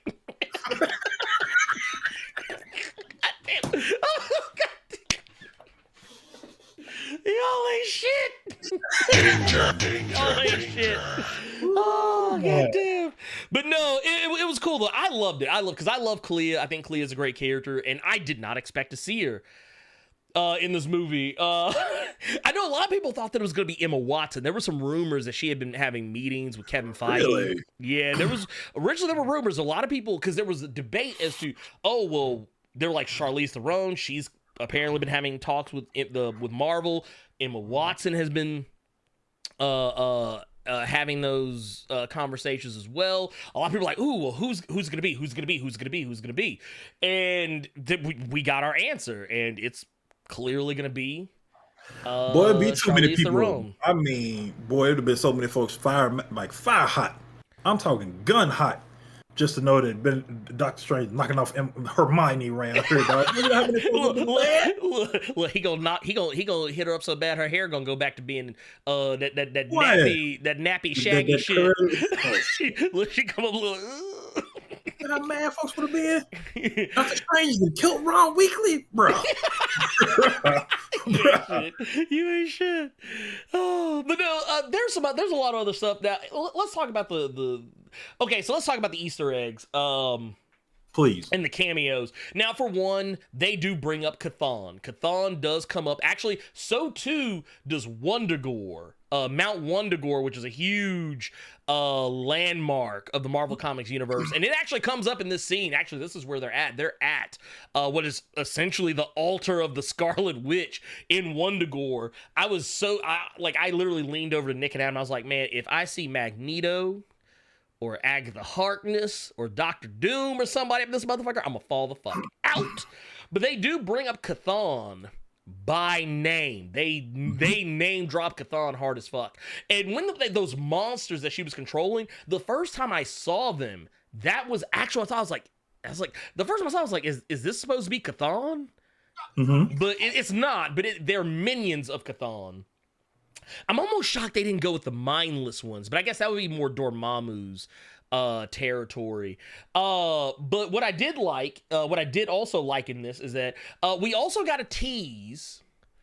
And I don't know, I don't want to say 100% that this is what this is. It may be nothing to do with this, but when they were like plummeting through the multiverse, there were several different scenes that happened. Carter, and I don't know if you caught any of these or not, but one of them was from the trailer where we see them go to what is clearly like prehistoric times. First thing I thought of, the Savage Land. I was like, man, did they just roll through the Savage Land like that? There was another one where, I don't have a clip of it. There's another one where they went to a place that was black and white. I noticed that when I said, okay, I wonder if that was noir or anything. That was Marvel Noir. When I saw the prehistoric stuff, I said the same thing. I said, "Oh my god, that's Savage Land." Then we got the black and white for a split second, and I saw there was and we underwater. had There was the underwater one. I was like, that's got to be Atlantis. now the troll side of me. I know a lot of people are gonna say Spider-Verse, but I think it looked too comic booky to be Spider-Verse. And then we had the universe where everybody just plays Splatoon 24/7. We had the Splatoon universe, but I did. We had the Living Tribunal as well. We got to see that was another one that was real quick. Oh yeah, it was like because they literally it flew past it. We showed it last week, but I don't have the image in front of me right this second. But yeah, no, these were all things that were going on in the background. Some other things, and I guess let's go ahead and talk about the big elephant in the room, the cameos. Yep. Them cameos. So first and foremost, we got to talk about. I want to say the best for last.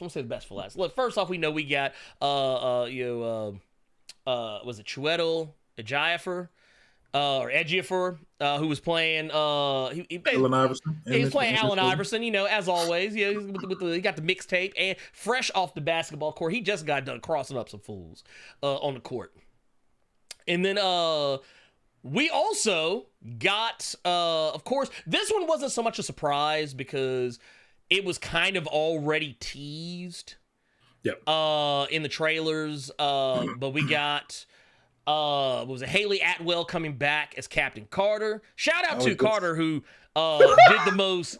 This man did the most mad niggerish thing I've never seen in my life. This man showed me, he's like, I got pictures. And I was like, oh shit. And I was like, oh Lord. I said, this man got pictures from the guy.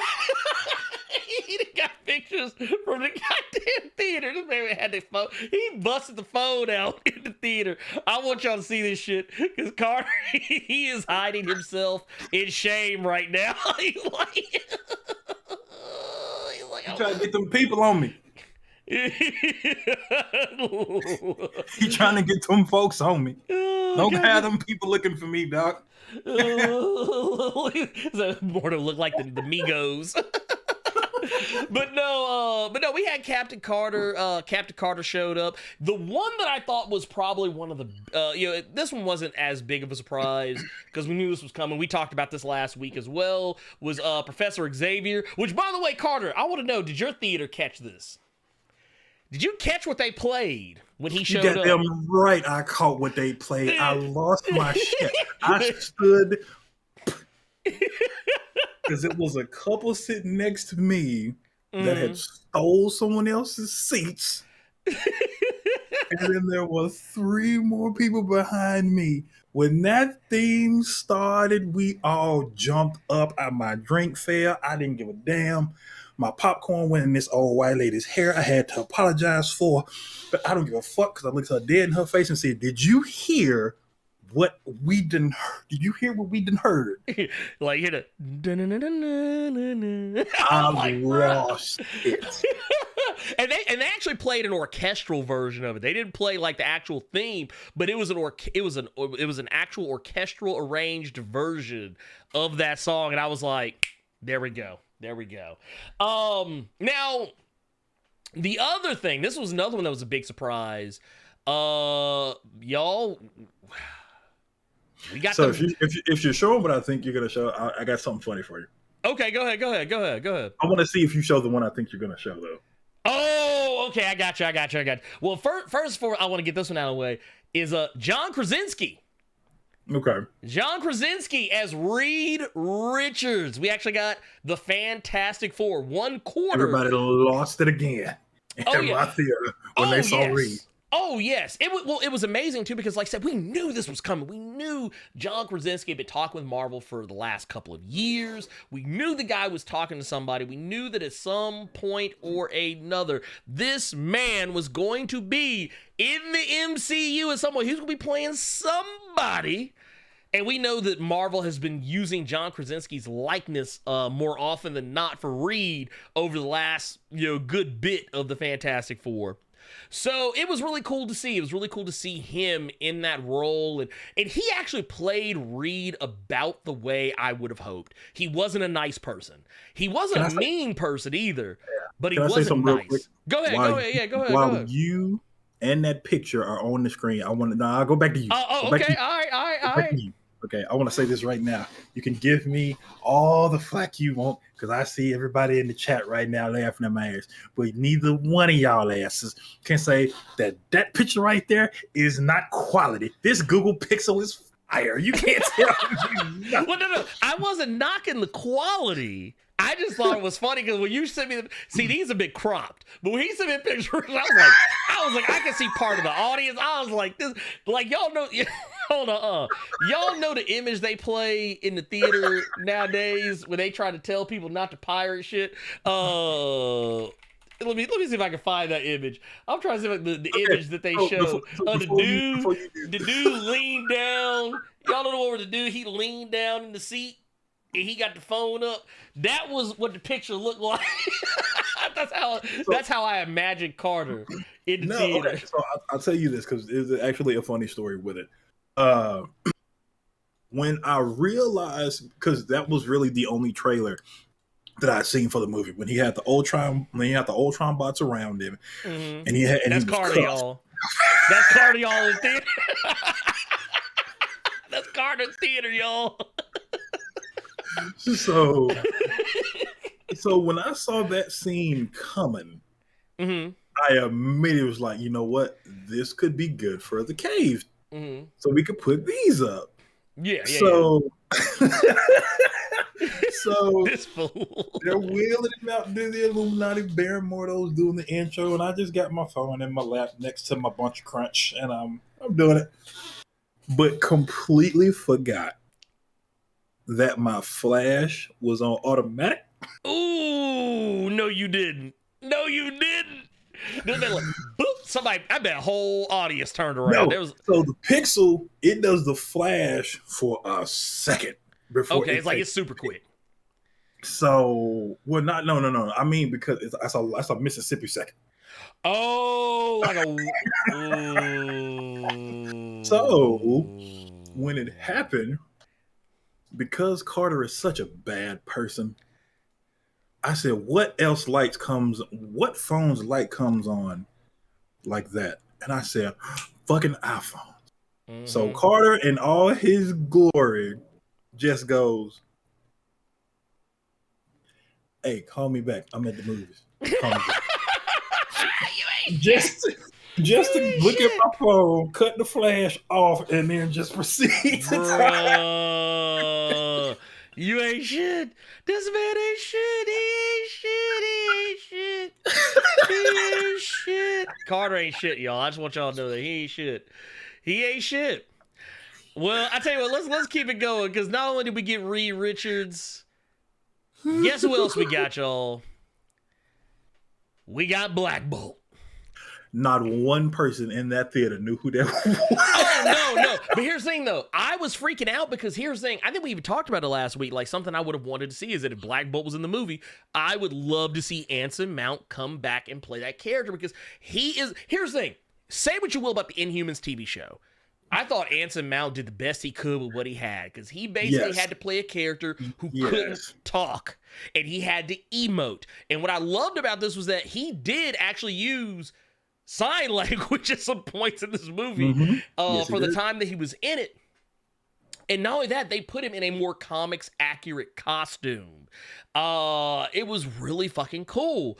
I wasn't prepared for it. And then of course, we also got, first I got to put some respect on the last, but certainly not least, because you always got to say the best for last. Mr. Minority Report himself, Mr. the Vampire Lestat, was it Ethan Hunt, the man behind the Mission Impossible franchise, Tom Cruise, y'all. Tom Cruise was in the movie. I told you. Look how she looking at Ernie like you know damn well. She like, this motherfucker. All right, I can stop now. I can stop. This is a whole ass Lashana Lynch. I told y'all motherfuckers. Can I just go ahead and say it right now? I told each and every one of y'all motherfuckers that was not Tom Cruise, and folks like, nah, man, see, Blerd, you ain't looking at the right scene. Well, guess what? I was in that movie for all 2 hours and 6 minutes. We both told y'all that in completely different ways. He flat out said no, no. I said it in a more polite fashion. You said Tom maybe. Cruise would. No, I didn't. I said if Tom Cruise was in this would be a hell of a lot more talked about. Because it's Tom Cruise. That's what I said. Yeah, Tom Cruise in the MCU is new. I was very, very polite in telling you no, as opposed to Ernie, who said, stop being stupid. That's not Tom Cruise. That's a whole black woman. Y'all don't see that? Look, y'all, hold on.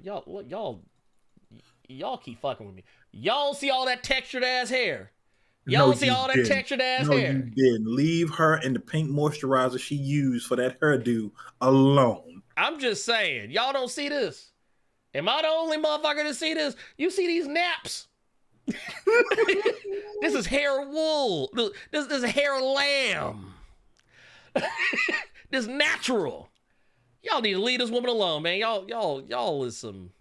Y'all something. Y'all know that. Y'all is really something. But anyway, now let's talk about the controversy though. Or before we get to the controversy, I did appreciate that they confirmed the Baxter. They didn't say the Baxter building, they said the Baxter Foundation. Oh my God, I hate Nick so much. Nikki, get out. Tom Cruise. God damn it. Look, before we even get it, let's get into these super chats. We do actually got, because Nick did made me realize we got some super chats back here we need to address. Ed Boy in the cut. Ed Boy in the cut with the $5. With the $5 says, y'all gonna stop laughing at me. says what mouth? Dude, I ain't gonna lie, because we show about to talk about that shit. Said for 2, good, they'll have another parent to raise them. And 3, neck snap. Wanda had the greatest heel turn since Austin shook hands with McMahon. Dude, let me tell you something. Wanda was a whole fool in this goddamn movie. Wanda was a whole goddamn fool. But yeah, we gonna talk about that here. Trust me, we gonna talk about that here very shortly. LJ Brown with the £5 says, LOL to Blerd for being patient to be extremely petty about how he told people that was Maria Rambo and to Carter for piping Rachel McAdams.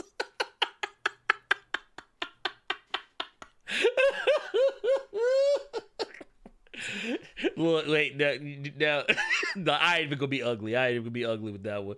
Look,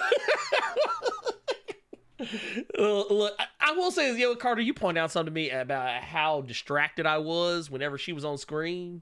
Because every time she was on screen, I was like, I never noticed that mole before. I didn't notice anything, but it was the couple sitting next to me. The boyfriend kept saying that you famous. Why you don't get that cut off? And his girlfriend kept having to shush him. And I didn't know what he was talking about. And I'm like, oh. And I never noticed it before. It was an Austin Powers moment. You couldn't stop staring. Yeah, no, it was. I was like, the fuck? But then when she comes back later, like, she got her hand. Yeah. Because when you get to like this, scene, you don't see it because the hair is covering it up. I forgot what universe she said that was. That was Earth. Something? It was Earth 838. Okay. It was Earth 838. And that's the thing I want. And you know what? I guess it's as good a time as any. Mm-hmm. But or actually here, let's see here. We got Aaron World Order with the $2 Canadian. Says, do you guys think we'll get Chthon in the MCU? I think we will eventually. I think we'll get him on a show first. Probably. You would be like, here's what I would want them to do. I would actually want them to explore. The thing is, you can't really explore Chthon without Wanda, and Wanda does technically sacrifice herself. Because what they make sure to make very clear in the MCU is that destroying the Darkhold kills the person who destroys it. And allegedly. Allegedly. Well, we know that one chick, the one black chick, when she tried to destroy it killed her.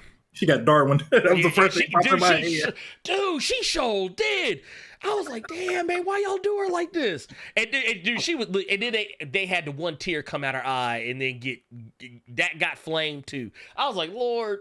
But no, I don't think Wanda is 100% gone. I think Wanda will come back. It's like I told somebody else. They can't just off her like that for one simple reason. And I don't want people to call us or call me, because this is me saying this. This is not Ernie saying this. They can't kill her because what about Vision? True. And I don't want people looking at it like, why? So you saying because the man is still hitting that plot thread is just hanging. Oh yeah. And we know Paul Bettany's coming back at some point. We know this is gonna happen. It'll be White Vision, but I mean I'm fine with that too. Because it'll be different. It'll be a new role. It'll be a new way for him to portray that character that's fresher from what we've seen prior. Even though he'll probably be more like what he was in WandaVision. But I mean, just he'll get to build on that. We also got Philip Clark here with the 26 months. Says, what's good, fellas? On the way home to celebrate Mother's Day. I totally agree and am glad the new and younger should have bumbling introductions. I mean, yeah, you gotta have those. Well, because here's the thing: when you have characters come in that, for me, and this is actually the one criticism I've ever had about the character of Kate Bishop in the comics. She shows up for the first time ever, pretty much. No real establishing that she's anybody of import. And she's around a whole ass Young Avengers that includes what we didn't know at the time. You had Iron Lad, who was basically Kang the Conqueror from the future, but as a child, a younger version of him from the future. You had a whole Hulkling and Wiccan, and you had the Patriot, and you have this random woman who's just at a wedding, you know, some shit pops off, and suddenly this woman is Hawkeye. We just like, okay. I was like, oh, so she just good. Okay, all right, I'll roll. Like, me, I'm willing to roll with it. But it was one of those things I was like, man, I kind of wish they'd, maybe developed her a little bit more throughout that. That would have made it just a little bit more palatable. But I'm one of those people that, like, once I kind of see the writing on the wall, I make a choice. I either go with it or I don't go with it. And in this case, I just say, you know what? Fuck it, I'll go with it. Yeah, whatever. It is what it is. It's comics. Yeah. I'm not. This isn't higher art or anything.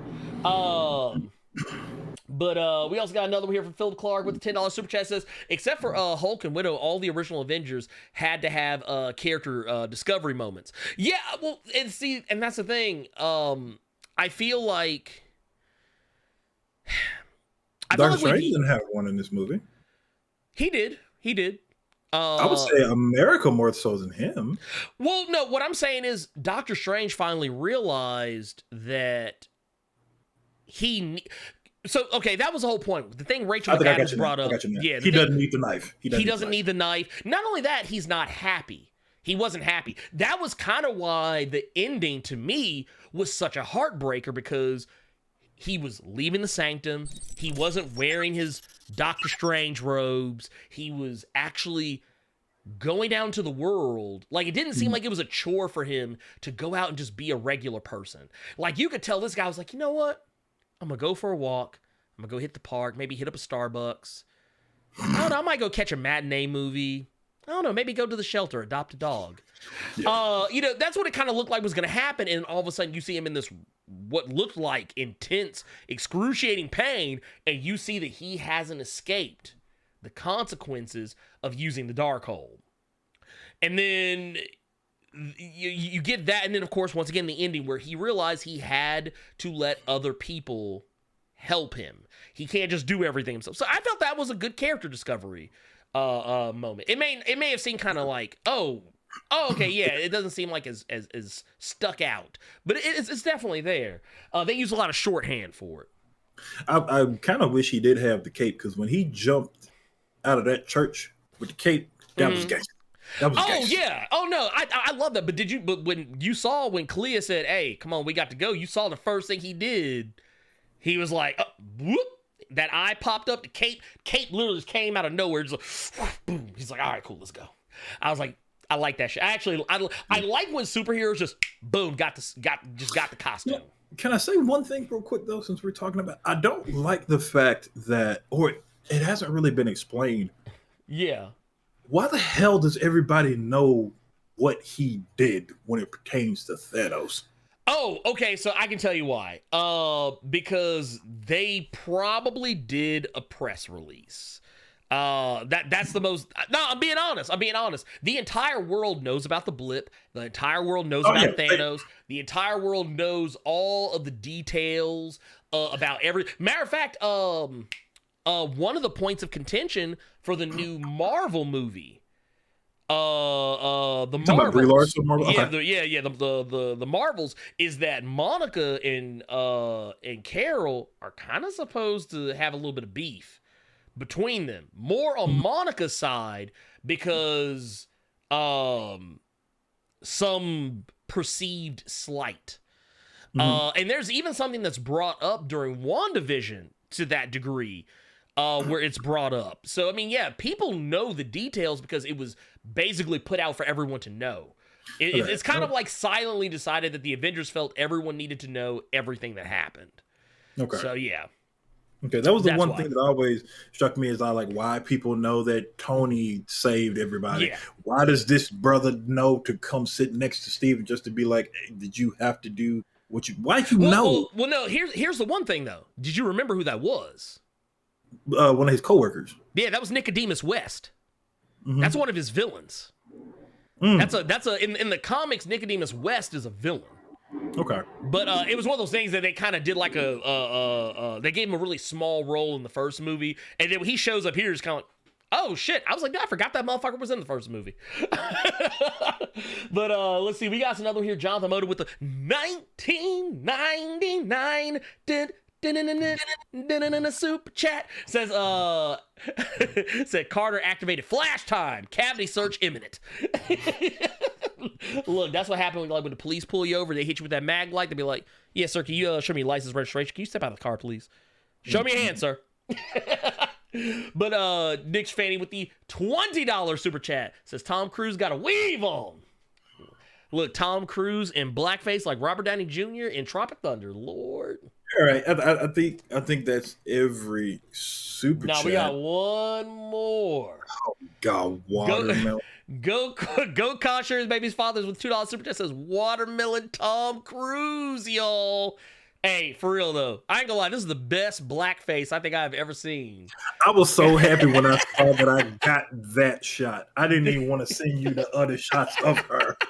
Because I said that one is so perfect. Oh no, that one is gold. That one's gold. Now here, let's go ahead and get into some of the other stuff that I really want to get into though. Is you just want to talk about Black Bolt losing his mind? Well, for one thing, I did want to say that was the other thing I didn't get to say too. I was glad that they actually teased Franklin and Valeria Richards. It's such a small tease, and if you're not paying attention, you won't catch it. But the scene where Wanda pulls up on the Illuminati in Earth 838, that's one of the first things that comes up is like, Black Bolt, Reed, Captain Marvel, everybody pulls up. And one of the first things Reed says, he's like, Black Bolt can literally kill you with a single word. And you supposed to be the world's smartest man, and yet you said something so damn dumb to the Scarlet Witch. Well, I think they weren't even worried about her. They're like, oh, she's nothing. She's nothing. She's light work. We can handle her. No, apparently, y'all are light work. Now, a lot of people were really angry about this scene because they're like, oh, man, y'all put these characters in here just to kill them off. Here's the thing. They're from an alternate Earth. This isn't Earth 616, which, by the way, it is confirmed, even though technically Sony kind of did a weird thing where they made Mysterio say that, oh yeah, this is Earth, I'm from, what was it? Did he say that this was Earth 616 or did he say his Earth was Earth? I can't remember which one is which. It's been a while, but basically everybody's like, oh my God, the multiverse. But it turned out he was, of course he's Mysterio. He's a fucking liar. That said, this is not the main Earth. The main Earth in the Marvel Comics universe is Earth 616, just like it is in the actual comics. So these characters, while they probably exist on the main Earth proper, these aren't the same characters. So it's okay for them to get killed off. Not to mention, it's not like Wanda couldn't have done it in the comics either. Wanda is a powerhouse. She could have easily pieced up everybody in that room. Easily. And I can make cases for why. For one, well, Reed is Reed. Yeah, he's smart, but he's not immune to magic. Neither is Black Bolt. He's not immune to saying stupid ass stuff either. Like, hey, he can kill you with his mouth. You know that, right? It's just like, what mouth? And here's the thing I thought was funny, though. Go ahead. Here's the thing I actually didn't like about that scene. Is the one thing about that scene that I didn't like. And it's the fact that Black Bolt, a lot of people don't know this, Black Bolt doesn't have to use his mouth to hit you with that power. He could actually emit that power from his hands. He can also emit it from that damn tuning fork on his fucking head. This is why I could not wait for you and I to talk about this. Yeah. Because, okay, he doesn't have a mouth. He got Matrixed. Yeah, he got Neo. He got Neo. But then the first thing that popped in my head after everybody stopped screaming because his brain just kind of sucked in, I said, wait, he doesn't have a mouth. Did he just try to scream and kill himself? Yep. What the hell? I guess he felt since he didn't have a mouth, maybe that meant the power if he screamed, he would open it or something. I don't know. Maybe. But that was the part I was confused, and then I got annoyed. Yeah, I wasn't crazy about that particular aspect of it, but what she did to Reed was appropriate. She just snapped poor Charles's neck, and then she cut Captain Carter in half with her own shield. But Captain Marvel died in the most OG horror movie way I have seen. Where she just gets the statue to fall on her, but all you see is the hand just go. Correct. Which it was kind of like, because me and Nick were actually talking about this on the side, because it was like, that can't kill her. And here's the thing, a lot of people don't know this about Captain Marvel, but Captain Marvel is, for all intents and purposes, she's invulnerable to pretty much anything. She has literally had, buildings dropped on her, and she still survives. It's one of those things that was kind of like, oh, okay. But I was like, it's a movie. It's for dramatic effect. I was like, whatever. But we just gonna let Reed get turned in the silly string. Bishop said that he and Katie, those are friends of ours, guys. They said Katie said she turned that man into Twizzlers. Yeah, and unraveled his ass. But I mean, I was thinking he got put in that damn spaghetti string Play-Doh machine. I said, right, and then got squeezed out. Then got his head blown off. Dude, that part was actually pretty gruesome. Yes, it was. But yeah, honestly. Oh, that's the other thing I did want to talk about though. Something that does actually come from this movie that I kind of want. I hope they go somewhere with this. Reed does bring up something. He brings up Secret Wars. Because he talks about the incursions. Because their world doesn't have a Doctor Strange anymore. Remember, Carter, when we were talking about the whole Avengers, I said, man, this shot gives me Avengers Disassembled vibes. Well, what we discover is that this statue is actually in honor of Doctor Strange because he sacrificed himself, quotey fingers, sacrificed himself to stop Thanos and the incursions. But that wasn't really what happened. They were lying about it because they said they had to pay. And that's kind of why I just ran with the story that everybody knows was going on, because I think even Captain Carter said that, the world still needs heroes and and people need to know what's going on. Hence why they cooked up a story that Doctor Strange sacrificed himself. It was actually,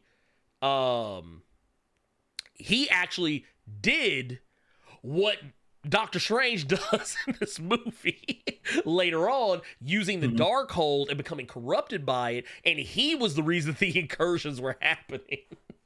I will say that when they all started talking about incursions, I squealed a little bit. Oh yeah, same.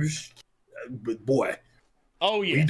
We doing this now? Oh yes. Because Oh I didn't yes. think we were touching the Hickman stuff at all. That gives me hope. Well, I thought you knew, man. I thought you knew. Kevin Feige was at X-Men. He was at the Hellfire Gala, man. He confirmed it. Oh no, he was, but I didn't. But that was more. So here's the thing about that a lot of you all just fail to realize here. The Hellfire Gala was something for Coens. Why would he talk about Avengers stuff with the mutants? Right. He's more so like, I guarantee you, when he was at the Hellfire Gala, he was talking to Charles in regards to showing up in this movie. Yeah. Like, don't try to knock me. I know what I'm talking about. Okay. I ain't mad at you. I ain't mad at you. Ernie.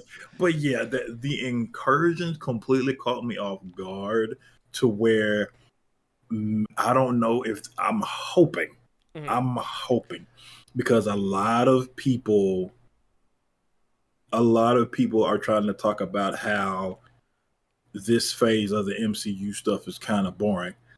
That would be something that could big it up a little bit. If we got Thanos, if we got Thanos with that for the first 10 years, and now we got to deal with incursions and this, that'd be sick.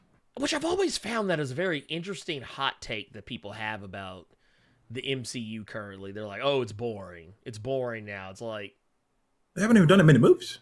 Well, not only that, but I'm just like, don't sit here and act like y'all ain't still going to watch this shit.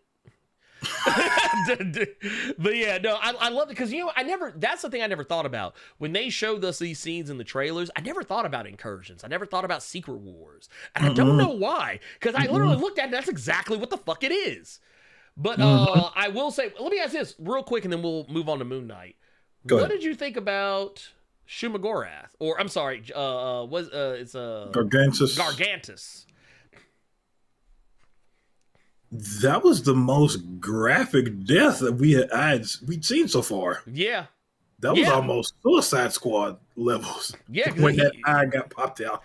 Well, not only that, did you notice the Godzilla homage when he showed up? They kind of played a modified version of the Godzilla theme when he first shows up. Okay. But yeah, I thought it was cool. I thought Gargantus was cool. He was exactly what I thought he would be. He's the thing they fight at the beginning of the movie. He's not like some overarching threat. Though I do hope that's not. I hope that isn't the last we see of him. And I was sad that he didn't speak. But that's neither here nor there. Carter, let's move it on to Moon Knight. Okay. Moon Knight finale. Honestly, I'm gonna be brutally honest with y'all. There's really not a way to talk about Moon Knight without spoiling something. So we're just gonna have a very brief, right here, right now, brief. Carter, what did you think about the finale? The last two episodes were the best of the series. Okay. Without question. Getting the Power Rangers Megazord fight at the end was cool. It needed a little bit more mustache, but other than that, I think this was cool. I like how you worded that. Yeah, I agree. I agree. You know what made me mad? What? I thought we were going to talk about that first, and I'm happy we didn't because this entire week I have been scouring malls and different clothing stores looking for that damn hat, and I could not find it because that was gonna be. I want that to be. Oh, gotcha. Yeah. I wanted to rock that hat when we started the show. I'm with you. I mean, I'll go ahead and tell you right now. Moon Knight delivered 110%. It was a great finale. It did more than I expected to do. I almost kind of feel like they should have gotten one more episode, but I feel like it was still tight and they ended it where it needed to end. But if they would have gotten maybe one more episode, maybe could have got us with a couple of more things that I would have liked to have seen in this. But let's go ahead. And I will go and say I agree. Yes, the last two each. Oh man, Okay, so I think I've said this before. When I saw the first episode of Moon Knight, I thought it was like, it was already my favorite, my new favorite thing in the MCU, especially among the Disney Plus shows. And as the show went on, every episode after, I was just like, okay, all right, it's getting better, it's getting better, it's getting better. Then you get to episode 4, and it's like, oh my God, okay, they're going there. Okay, now this is my favorite episode. Then episode 5 comes out, I'm like, nope, this is my favorite episode. And then episode 6 comes out, and I'm like, this might be my favorite episode now, or at least one of my favorite episodes. So I agree wholeheartedly. They killed it with this episode. But now let's go ahead and switch over to talk about spoilers, because of course, as one would imagine, Steven obviously, not Steven, but Mark obviously forgoes the land of reeds. He doesn't want to be in heaven. He wants Steven back. And he wants to embrace his other side, which we talked about before. And they do so. But what I really liked about this episode, the two things I really liked about this episode were the dynamic of how they were able to bounce back and forward between Steven and Mark. I was so happy I finally got to see Mr. Knight break folks off. That made the whole episode for me. Oh yeah, no. You get to see Mr. Knight working his magic. Dude, look at this motherfucker out here with the high waters on, man. Come on, get a grill, man. He's showing the socks off. This man is showing the socks off, man. Don't let this man be him. I love that we got to see him with the truncheons, with them sticks. Man, just putting in work. Oh, and I love that there's a scene where he throws it, and it he does kind of Captain America do, with kind of ricochets off some shit. Oh yeah, Harrow hits it, and then he turns back into Moon Knight. Yeah, he comes back. Yeah, he picks it back up. That's what I like, because that's a thing from the comics I always loved. I think, and we talked about this before. I believe, one of my favorite panels in the history of Moon Knight, which isn't even in a Moon Knight comics, in the Damnation storyline, where here, let's zoom this out a little bit. But yeah, it's a part where Wong is trying to get Moon Knight to help them, and he asks Moon Knight's like, nope, can't help you, deuces. And the next, literally the next fucking panel, Mr. Knight pulls up, is like, I'm in. It's I love shit like that. I love shit like that. And the fact that they kept bouncing back and forward between the characters, and then fluidly doing it was amazing. Also, I really liked Amit. Amit was great. I loved how they depicted Amit. It was very much like what I kind of expected it to be, more or less.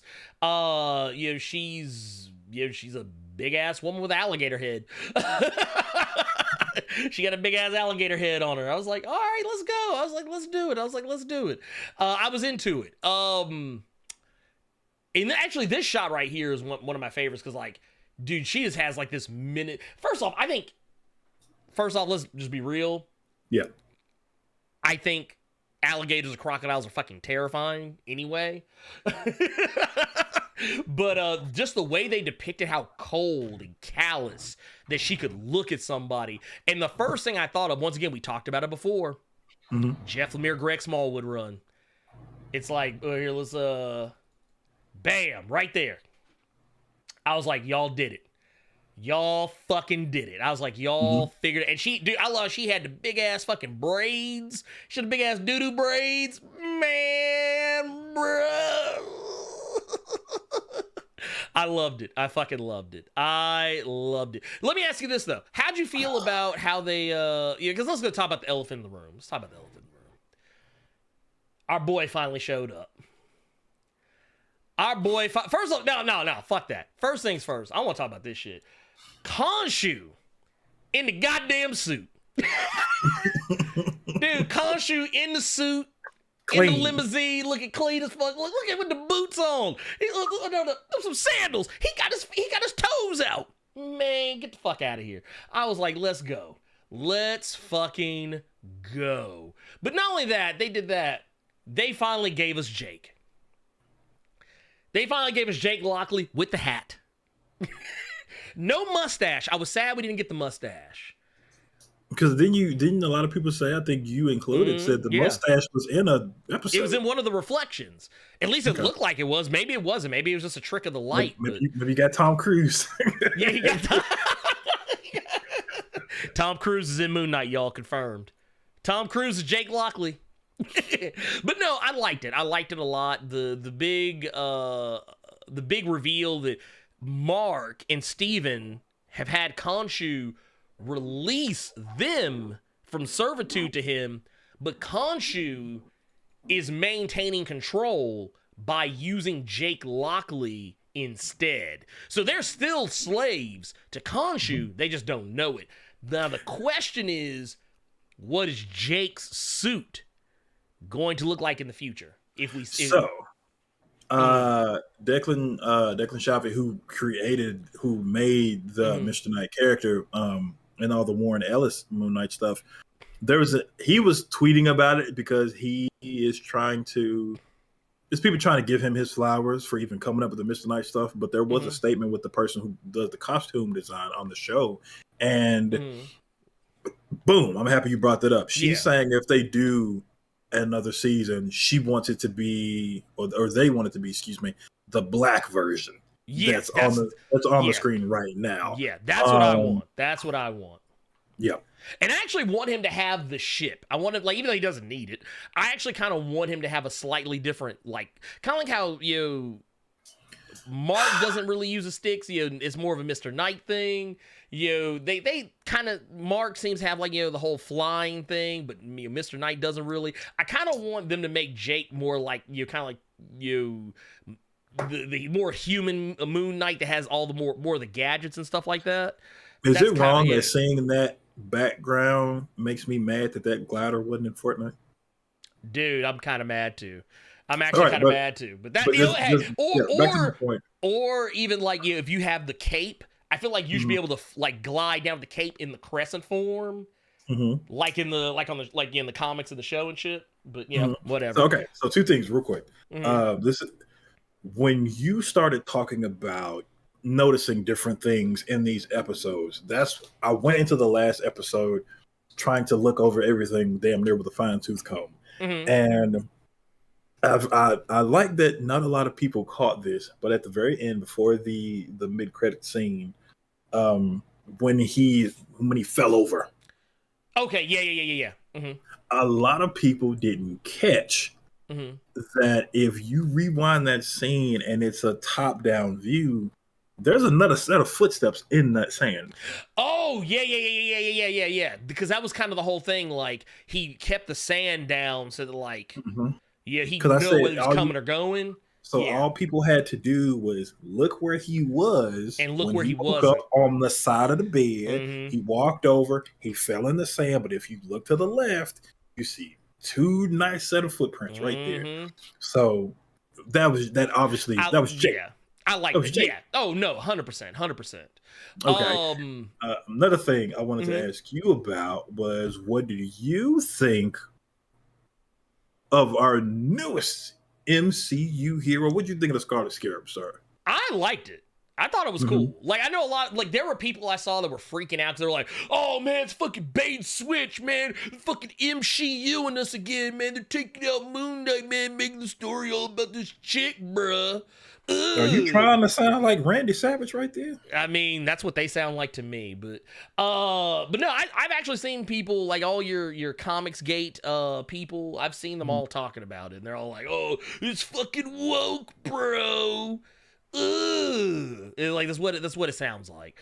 But anyway, to me, it was a surprise more than anything because I had never heard of this character. So I'm like, okay, the Scarlet Scarab, okay, so here's the thing. The reason why when the reveal was the suit that she was wearing, which is the suit of the Scarlet Scarab, I wasn't expecting it, largely because the Scarlet Scarab is such a fucking deep cut fucking character. Is it like, did you say the same thing about Harrow as well? Well, yeah, no, and that's the thing, but that's what I like about it because they're using like, okay, here, for those who don't know. Like, if you're thinking, oh, we're reaching by bringing up the Scarlet Scarab, I'm actually going to bring you up something that would maybe change your mind. For those that think we're just making shit up, this is a Scarlet Scarab in the comics. If you look at that costume, and he does actually in some shots, I don't have it on me right this second. There are some shots where he has the wings. But if you look at that and look at this, it's kind of the same. But that's basically where it comes from. But I liked it. I didn't think it would happen, and it was not what I was expecting her to get when she did, give herself up to Tarwit. But I don't know. I dug it. I actually really dug it. I don't know what's going to happen with it. Because here's the thing. Let's go ahead and let the cat out of the bag. Okay. Oscar Isaac has come out and said there are no plans for a season 2 or movie. The producers, the directors, the showrunners, everyone involved with the show has basically said that there are no plans currently for a season 2 or a movie, but he will be back. They just don't know in what form. They have a season 2 is yet to have been announced. A movie has yet to have been announced. I think that you can kind of expect these announcements to come within the next 2 to 3, maybe 4 weeks. Kind of like what happened with Falcon and the Winter Soldier. After the season finale of Falcon and the Winter Soldier, they announced that yes, Falcon and the Winter Soldier is not getting a season 2, but we are going to be doing Captain America 4 instead with Sam Wilson as Captain America as he was by the end of the show. So I think that's why I said last week, I think that is what you will likely get. I don't think they'll do another season, but we might get a movie instead. And that movie, which I think honestly, I would just stick to the TV format because I think that just really works for Moon Knight, but whatever. But I wouldn't be against them doing a movie and saying, okay, this is where we pick up. It would be jarring for anyone who has not watched the Disney Plus shows. Like, kind of like with Doctor Strange. I kind of feel like Doctor Strange was like, oh, you didn't watch WandaVision? Yeah. Too bad. Because I told you, and somebody else said something to me that I was surprised about. That I was surprised by, but I could completely understand it.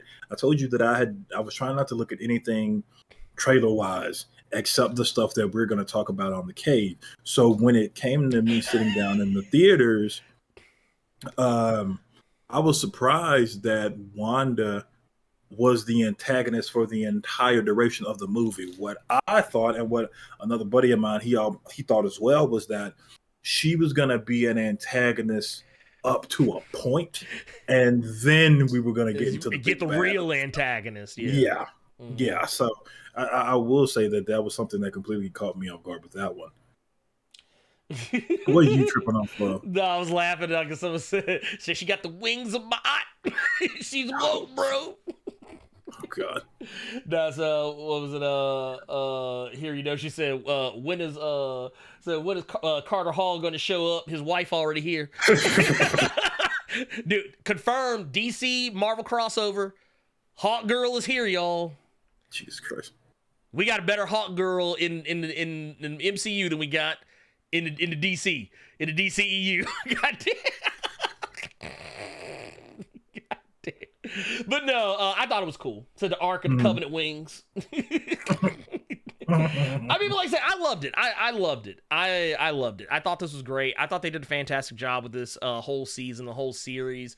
They really gave me everything that I really wanted in this. I got to see amazing scenes with Moon Knight. I got to see amazing scenes with Mr. Knight.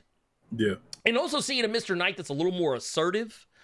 Because once again, it's one of those things, and I think that's something we just kind of have to eventually get over and get used to.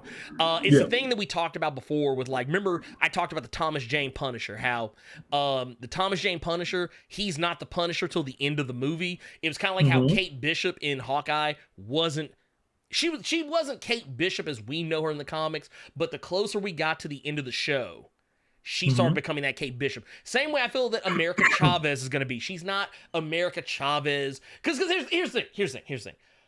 We're used to seeing these characters the way they are because they've had time to be that, and they're already kind of at a certain point. These characters in the movies and TV shows, they're not there yet. So we got to kind of go. It's more interesting, I think, to go on that journey with them than for them to already be there and then have no development. So I like some people may call that, bullshit, but I think that's actually pretty clever because it's a way for you to get more out of the character Yeah. And show audiences the journey. Because here's the thing. So yeah, they make these movies and these TV shows for general audiences as well. But the thing is, for those of us who know the comics, well, we already know everything. We know the stuff you can do. But what would be more interesting than kind of showing us how they got there?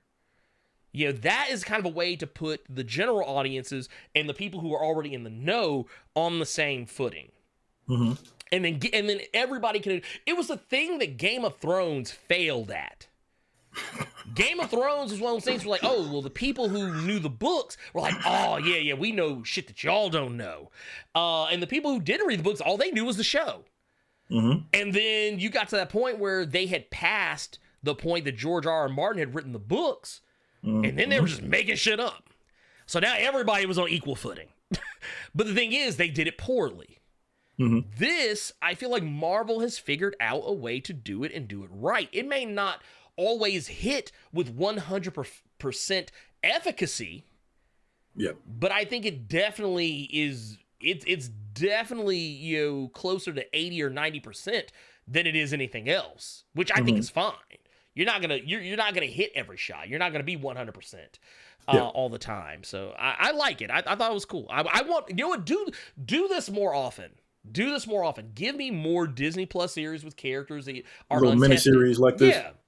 Yeah, like, honestly, like, I don't even think the characters in the MCU movies need these shows. I mean, yeah, some of the ones that don't get as much, like Sam Wilson, Hawkeye, yeah, those characters should get a Disney Plus series one or so on and so forth. I got you. I got you. Doing them legit like comic books. Do a mini to kind of gauge people's interest, and then possibly, I got you. That's what I said that I thought they were doing. Even going as far back as the Netflix shows. I thought that was what it was supposed to be. I thought that was supposed to be. I thought that was more so, you know, you have the movies for the big bombastic Avenger stuff, and then you have the Netflix stuff, which was Marvel Knights. I thought and then who was gonna be the young adult, you know, with Runaways, stuff and like more that. the darker stuff. We were doing comic booky stuff, so by all means, I think that's what they should do with these TV shows. A lot more of the characters, you know, people don't really know anything about, because then you could do crazy stuff like seeing a hippo with braids and seeing big giant kaiju fights and stuff like that. So yeah, by all means. Honestly, you know, I know people, you know, they want Nova in the MCU. I actually think you should do Nova as a TV show. Like, do that first. I mean, we've already been introduced. I mean, because they could do it. It could happen. They could make it work. I mean, yeah, they'd have to spend a little bit more money, budget-wise, but they could do it. Because, I mean, they're basically shooting them with the budget of a movie anyway. So just go ahead and do it that way. And that way because that's the thing. There are certain characters that just need more time. They need more time to be developed, more time in the crock pot. You know, to get where they need to be. And I think that if you use this as an opportunity to, you know, tell those stories about those characters, that just a 2.5 hour movie just isn't enough time. I think, and especially with how people are responding to this stuff, you know, even on a week to week format, how people are watching, oh, I got to wait till next week to watch the next episode of Moon Knight. And people are still excited because you're giving them something that they want. You're giving them a character that they don't know about and that they can learn about. Like, honestly, if they came out next week and said, hey, America Chavez is getting a 6 episode TV show miniseries on Disney Plus next year, I'd be like, all right, let's go. Let's do this. You know what? We're thinking about introducing because we didn't even talk about Wiccan and Speed in Doctor Strange. Yeah, if they did that, they were like, hey, we're gonna do a little one shot, just a little 1 hour special. And it's just gonna showcase how these characters end up coming to Earth 616. But as older teenagers. Let's do that. Let's do something like that. And I'd be like, let's go.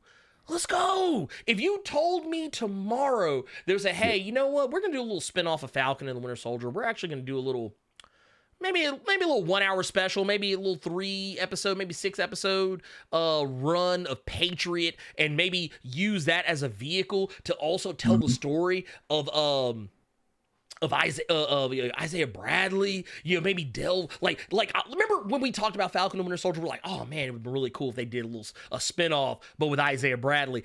You could do it. You could do a 6-episode show, and you could show the past, the present, and give us a taste. Like, you could be like, hey, let's show Isaiah coming up in the military. He's going to the military. He's got his wife. He's going in. He's trying to serve his country. And then, boom, this motherfucker gets thrown into this program where all these black people are being experimented on. He becomes a super soldier. But also, and he becomes Captain America. But in between all that, maybe we do a little...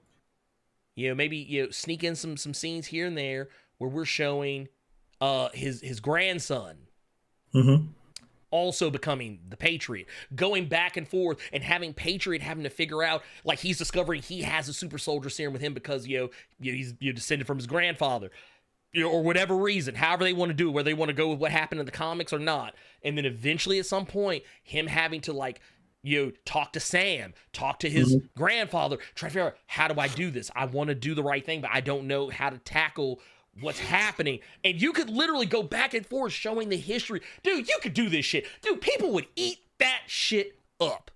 You could do a Dora Milaje spinoff, which they actually are doing. This is actually happening. There is a Wakanda Forever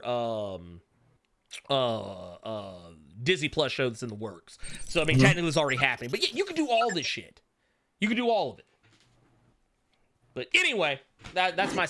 Let me put the soapbox away. I'm sorry, y'all. I get excited. I don't think I've been this excited talking about the future of Marvel.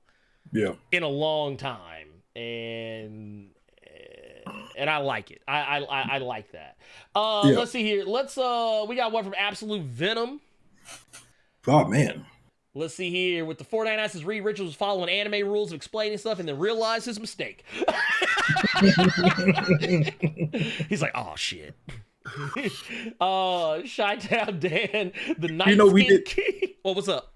No, I was going to actually say, that's the one thing we didn't talk about was how Doctor Strange got murked by Black Bolt. How do you feel about the use of Black Bolt? The I'm sorry. And then... Oh, I loved it. I thought that was cool. I like that. It actually reminded me of something that happened in the comics, along those same lines. Because a few people were like, well, even though that was a whisper, a lot of people were saying that they thought once he spoke, that was it. So those Illuminati members behind him should have got worked just like Dr. Strange did. I thought about that, but in my head, my comic book brain was like, oh, well, he probably just has really good control of directing it, which way it needs to go, and whatever. I didn't pay it any real attention, but yeah, I appreciate it. Gotcha. It said, with the $5 super chat, Chi-Town Dan, the Night Skin King, by the way, love the name. For those who don't know, that's the Night Skins is a thing that's been making the rounds lately because people mad about black people voicing anime characters and having visibility in tabletop gaming. They were like, oh, like some dude was trying to be dismissive, calling black people Night Skins, and then black people took it and was like, that actually sounds kind of cool. Like I was even joking about it. I was like, yeah, you can call me Blerd without fear, Night Skin of the Umbra Order. Yeah, that's too long. That's too long. You sound like a damn Warframe character now. That's too long. Hey, look, don't hate. But he says, now I wish Chadwick was still with us so we could get a live version of T'Challa's prayer to Bast. I think, that is sad. That is actually sad. Ooh, brings up the question. Yes. Because Baron Mordo was basically just, he was, I would damn near say useless in this. Do you think had Chadwick Boseman been here, do you think that would have been a replacement for Baron Mordo in this since it was Illuminati stuff? Maybe. Maybe. But the only reason I don't think that was the case is because I feel like Baron Mordo would have been in this regardless. Okay. But I don't think, but the thing is, it's one of those situations where Baron Mordo's not really that huge of a, I mean, he is and he isn't. Baron Mordo's really just not that big of a threat. He was a major threat to Doctor Strange back in the 60s. He hasn't really been a threat to Doctor Strange since. I mean, I think it's more so just because of how the first film set him up at the end. Like, he was the big bad. You know what it did? It did set me up for the very obvious heel turn. But B Black with the 9.99 says, I like seeing an Egyptian god have an avatar who's actually Egyptian. I like Mark and Harrow, but I thought the show was going to have more African, maybe even dark-skinned characters, but I don't follow the comics. Yeah, okay, so that's the thing. In the comics, Mark Spector is a Jewish guy. So that was never going to happen. And here's and you really want to have your mind blown. Oscar Isaac is Guatemalan. He's not Jewish, by my estimation. That said, if I'm not mistaken, the guy who plays Khonshu, is it F. Murray Abraham? Mm-hmm. I believe he's Jewish. I could be wrong. I'm actually looking it up right now. But let's see here. No, he is Syrian. F. Murray Abraham, the guy who voices Khonshu, is Syrian. So there's that. And of course, the actress, who plays Layla. Mm-hmm. Her name is May Kalamawi, I believe. She is Egyptian. She's actually she's British, Egyptian, and Palestinian. So okay. I mean, you have that representation there, but here's the thing that I want people to understand here. Just because something takes place in Egypt doesn't mean you're going to get dark-skinned people. Let's just be real. Egypt has been colonized so many times that you're not going to see very many dark-skinned. I mean, there are dark-skinned people in Egypt, but the variety of flavors of Egyptian are so wide and varying. Not flavors. I'm just saying. There's just very different types of Egyptian people. So you're actually more likely to see a light-skinned Egyptian person than to see a dark-skinned one. That just is what it is. Blame colonization for that. But yeah, Moon Knight is not an inherently Afrocentric story. So I never expected that. I know some people probably did because, Egypt themed, but no. That's not the case. Sadly, not the case.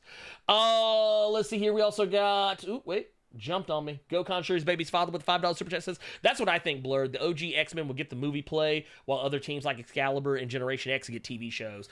If even that though, I mean, I don't know about Generation X though. Excalibur, maybe. I would say X-Force is more likely than Excalibur even. X-Force is a guarantee. I think Excalibur more so for the Captain Carter of it all. Okay, yeah, that makes sense. That actually makes sense. I'll jive with that. Also, and there have been rumors about Captain Britain coming to the MCU soon, so you never know. All of that aside, I think you'd be more likely to see stuff like X-Force, Excalibur. Generation X is a tough one. I actually think that if you did get a Generation X deal, I actually think you'd be more likely to see New Mutants, honestly, than Generation X. I think Marvel will be quicker to do that. And honestly, given what we've seen with the stuff they do lately, they clearly have no issue whatsoever bringing in actors from the Fox universe. I actually wouldn't be mad if they brought back old girl that played Magic in New Mutants. Oh my god, I have her name on Anya Taylor-Joy. Anya Taylor-Joy, yeah, her. I wouldn't be upset at that at all. So I mean, yeah, clearly they pay attention to what people say. So, but no, all of that aside, Carter, what is your recommended read for the week? So, oh man, you brought up some shit that I needed to read, which was funny. Because it was a lot more DC centric this week. So my recommended this week, and I can tell you what number it was as soon as I pull it back up. I was reading chat, trying to help chat with stuff. Is the newest issue of Task Force Z. It's going to be issue number 7. Okay, yeah, that was a good issue. Yeah, we're getting a new member or members to the team while also trying to figure out what they're gonna do now that they are no longer funded by Amanda Waller and the government. You know, with this being just a riff or a spinoff of Task Force X. Right. They They also, are because they don't have the serum. well, they're running low on it. They're having to come up with alternatives. Is more what I mean to say. Yeah, if I could just use some drug references real quick, they're having to chop it up a little bit too much. Yeah, and it's getting they less thin and it less. out. Yeah, they got to thin it out, and it's getting less and less pure. Oh, you're good. You don't have to adjust. So what's happening is the members of Task Force Z are not lasting as long, or in Bane's case, they're falling apart. They're falling apart, quite literally. So they're on a mission to try to find more, and we basically get an instance of somebody talking too much and talking that shit. Not even talking that shit. It's just learn when to keep your mouth closed. That too. This is the purest case of learn when to keep your mouth closed, because we get left with a cliffhanger ending where they have no more resin. Mr. Freeze is on the loose, and what are we gonna do now? Yeah. What do you think about the Solomon Grundy scene? Yeah. Solomon Grundy and Bane. What do you think about that? I wasn't expecting the poor bird to just got the way it did. I did like that scene. I'm a fan of the book as a whole. I don't like one cliche that was in one of the earlier issues. I saw some people talking about it online, which I absolutely agree with. Okay. It was just a simple cliche. Well, that's neither here nor there. You and I can talk about that shit after the show. And I cursed again. You all owe me a lot more super chats for y'all making me break my no cursing rule. But this was another good issue of this book. I'm a Two-Face fan, so being able to see Harvey Dent in a different light is always a good thing for me. It reminds me of back when oh god, what was that? No Man's Land, where if you remember that, where it was No Man's Land. Two-Face wasn't really the mustache twirling guy because Gotham was just torn to pieces. So seeing Harvey Dent as a good guy in a sense is a pretty good look. But yeah, it was another solid issue of Task Force Z. Okay, I'm with you. What about you, good sir? What are you recommending this week? Well, I think I said earlier that I was going back. I was going back and reading Saga, because let's pull this up. I went back to the beginning. I went back to the beginning of Saga because as you know right now, I think currently they're on issue 57? I think 57. I believe so.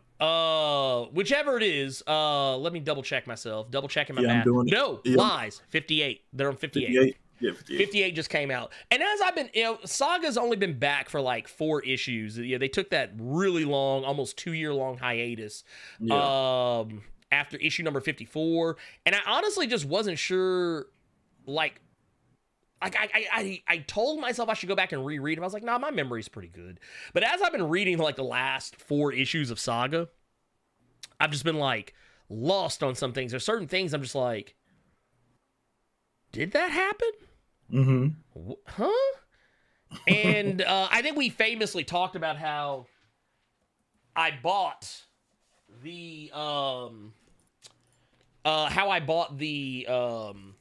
deluxe editions of Saga. I got book 2 and 3, which is everything that's come out up to this point before they came back with issue number 55. And I was like, you know what? I was like, yeah, let me go back. I want to go back and reread all this. I want to make sure that I'm up to speed. I'm up to task on everything. And we'll see what happens. And as I've been going back, I'm remembering things that I was like, oh shit, that did happen. There's certain imagery that I'm like, I now can't get out of my head. Because I think I told you when we first hopped on, I was like, dude, I forgot there was a scene where they showed a robot baby coming out of a robot woman's vagina. Like, literally, you see the vagina and the head popping out the vagina. I was like, Lord, I forgot about this. But this also brings very interesting, because I'm actually going to get, I think we talked about how the first book that I got of this, I ordered from Amazon. They sent me a fucked up ass copy twice.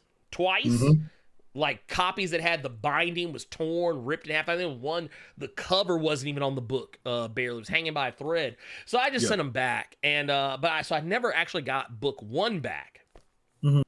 So what I did was, and this is kind of a way for me to tell Carter the rest of the story I told him earlier. But the website that he showed me, InStockTrays.com, I saw they had the Mighty Thor, Jason Aaron, omnibus with all the Jane Foster stuff. Wanted to get it. They sold out of it after I ordered it. And basically what I ended up having to do was they ended up contacting me. And they're like, hey, just so you know, that book's on back order. We don't know when we're getting it back in.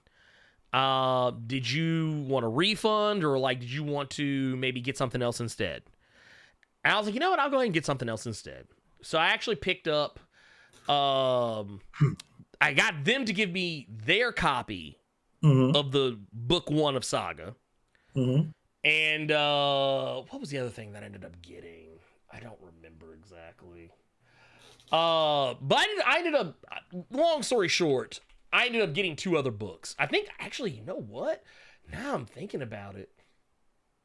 I think did I get Sex Criminals? I told you about it. I said I was getting it myself. Oh, no. I got Deadly Class Book 1. That's what I got. I got Deadly Class Book 1. That's what I did. I knew I got something. There was something that was on my list that I've been meaning to get for a long time that I just never did. And I was like, yeah, I want to have this, like, the comics I really like. I like having them all collected in just one thing. Yeah. And that's what I ultimately wound up doing. But yeah, Saga, the entire series, honestly, I recommend. But going back specifically, I've been reading issues like 1 through like 30 something. Yeah, let me make sure. Yeah, I read pretty much from Saga number 1 up to 33 or 34 is where I'm at right now. So basically I'm kind of like at the midway point of the series, more or less. But I do highly recommend Saga to anyone who has not read it. It's a lot of space opera.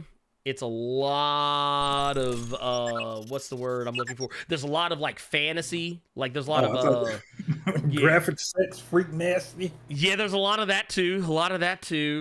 But yeah, it has a little bit of something for everybody, honestly. And it's great. It's great story, and very well represented. There's lots of representation in that story.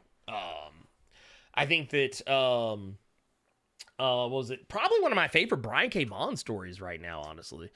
And Fiona Staples is just lights out. Fiona Staples is lights out on art. And it's funny. Brian K. Vaughan is getting a lot of play in my house as of late, just because of between Saga, because if I'm not mistaken, Deadly Class, that's also him as well. So yeah, it's or no. That's Rick Remender. That's Remender. Yeah, that's Remender. Never mind. That's Rick Remender. But just in general, Brian K. Vaughan's getting a lot of love in the house today. But yeah, I highly recommend it. If you haven't done it, please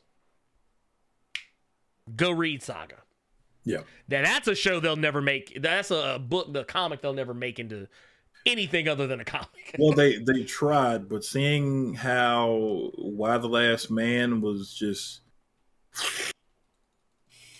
well, I hope they don't touch Saga. I hope they don't. Well, I don't even think it's because of that. I think it's just because it's too crazy. It's too crazy. how could you CG the wheel and that spider getting it in? No, you don't. That's what happens. You don't. Literally, You don't. that'd be a fun show to see, where literally the very first scene you have to show is a naked woman cursing giving birth. That's literally the first thing you have to show. No, you have to. There's no other way around it. There's literally no other way around it. But let's get into questions. Yes. Questions from the Discord real quick, and then we'll get into questions from the chat. Let's see what we got here. Or actually, you know what? Let's do this real quick. Let's actually real quick. I want to read, because I see we got some super chats in here too. I think we got a super chat or two in here, I think. Yeah, we got one. Let's go ahead and do that one first, and then we'll get into question from Discord. It says, Go Country's baby's father with a $5 super chat says, does Gotham City remind you of Chicago or your home Memphis? Reminds me of my city, Baltimore. Now, Gotham, honestly, Chicago comes... No, not Memphis, definitely not. Chicago, definitely, though, because, well, for one, a lot of the Dark Knight trilogy was shot in Chicago. So that's kind of why it does remind me of Chicago more than anything else now. But on the whole... I see a blending of Chicago, New York, and Atlanta in Gotham more often nowadays than anything else. Wasn't expecting Atlanta. Yeah, a little bit of Atlanta in there. Yeah, I can see it a little bit. What do you? I guess Carter, you're in the big city. What do you think? LA is the big city. LA is Memphis with a lot more hookers and meth heads and homeless. Oh God, not the homeless. Oh yeah, man. Just with this new gig I have now, to actually know and be able to verify that a lot of places will, well, this is the best way I can describe. They will literally ship their homeless here. I believe it. To get them out of their cities so that their cities look better, for political reasons, government reasons, more money to come to the city and stuff like that. Now that I can actually verify that they put, like monthly, they'll put a couple thousand homeless on a Greyhound and then just ship them all the way to LA up here is crazy to me. But Gotham does not in any way, shape, or form. Memphis ain't that bad. Nah, Memphis ain't that tame. bad. Memphis is tame by comparison. But just, I don't know, that just caught me off guard when you said Atlanta. I'm trying to figure out where you see some Atlanta, because I sure as hell don't see Memphis. If we had cool Victorian buildings in Memphis like that, I wouldn't have left. Well, okay, so let me. I'm thinking more like movie wise. I'm thinking more. Gotcha. Yeah, I should probably have clarified that. Thinking more movie wise. I'm not talking about like the comics, because Gotham changes so much. Gotham has changed so much in the comics, and it also depends on who's drawing it. Like a lot of times, it just depends. Because sometimes it doesn't look like a Gothic Victorian, city. Yeah. Sometimes it just looks like Prince Mongo house. Yeah, like, goddamn, Lord. I guess you know what, y'all. Those of y'all if who aren't you about to Memphis, look up Prince, he about to look up Prince Mongo. I'm actually pulling it up. God. I'm pulling it up right now. And it's not a house; it's a castle. Yes, it is. Get it right. Yes, it is. Yes, it is. Get it right. Get it right. It's Castle. For those who don't know, we have a local celebrity here in Memphis, a guy by the name of Prince Mongo. Prince Mongo here. I'm pulling it up right now. Here you go. Shazam.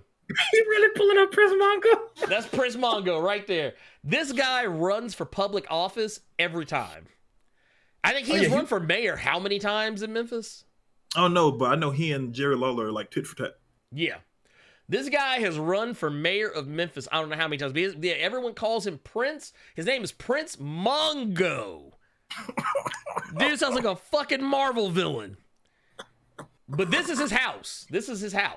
Or his castle, rather. Uh-huh. That is his castle. His in house Memphis. looks like Gotham.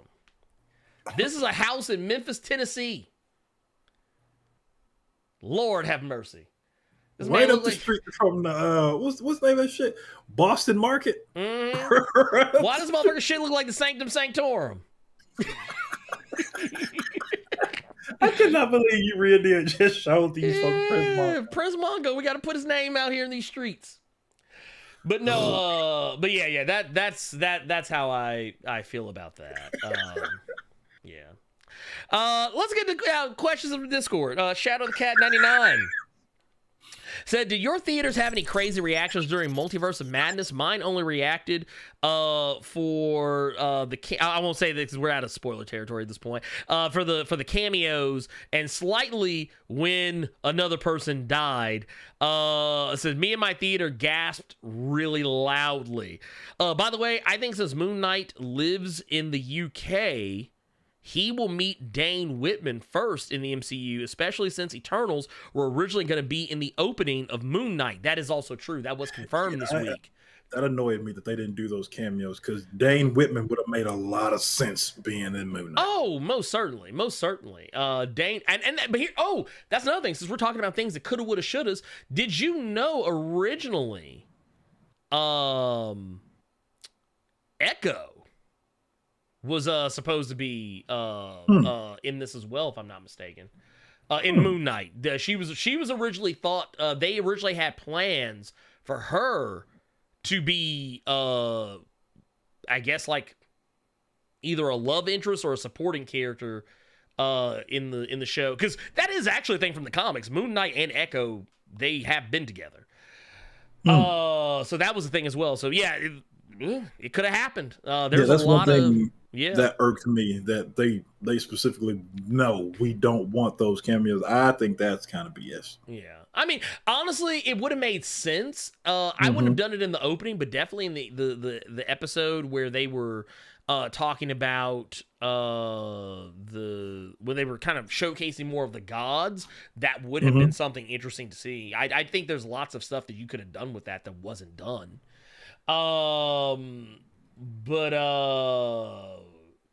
But beyond that,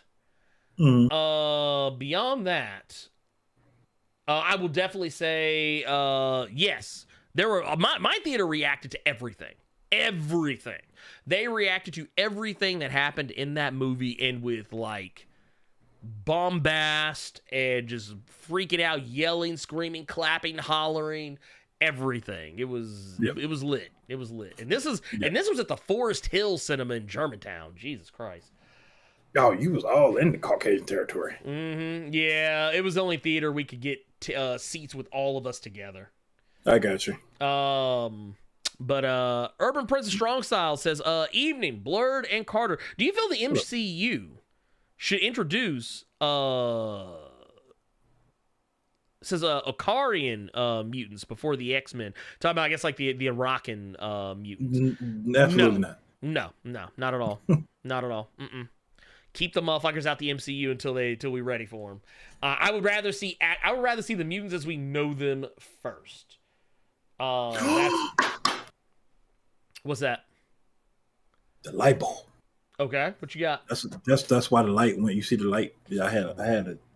Yeah. Man. So remember how I said that I think it would be cool if this tangent is going to be very short. Remember when I told you I thought it would be cool to bring Miles to the MCU proper by just somehow making it like an Into the Spider-Verse deal, but he comes into the real world? Okay. We technically just got that because of the video y'all saw me freaking out on. Because for them to play what they played, technically, the 90s is here. Well, so also, we got an animation into the real world, so they could do that. Well, here's the thing. The showrunner for the X-Men 97 series, the revival of the X-Men 90 series, he was asked if the cartoon exists in the MCU. He would not give an answer. All he said was, normally I would just dismiss something like this, but he said, I'll just say this, let's just wait and see. Now, what he said wait and see wasn't for Doctor Strange. He actually said let's wait and see, referring to let's wait until the first episode of X-Men 97 comes out. That's what he was referring to. So, you never know. You never know. Let's see. The Trifling Titan asks, seems like more and more popular A-list actors are loosening up to signing up with Marvel Studios, including actors that were previously against the idea, like Ethan Hawke. What well-established actors would you all want to see in the MCU, and what characters would you all want to see them play? I've often said I would not be against the idea of, say, a Denzel Washington. Though I don't want him playing Magneto like a lot of people probably think I'm going to say. I don't want that motherfucker anywhere near Magneto. But like seeing him play somebody like like a Blue Marvel, somebody like that, I wouldn't be against that. Though I'm pretty sure the MCU they probably cast someone younger.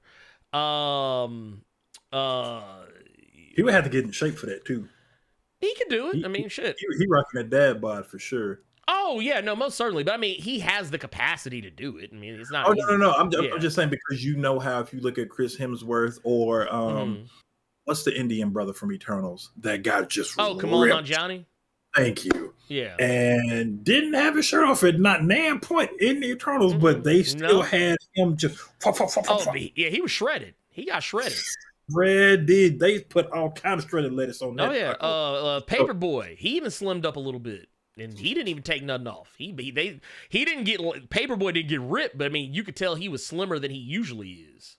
Yeah. Yeah. I don't even want to talk about that wokeness. Oh my god. Oh, it was woke.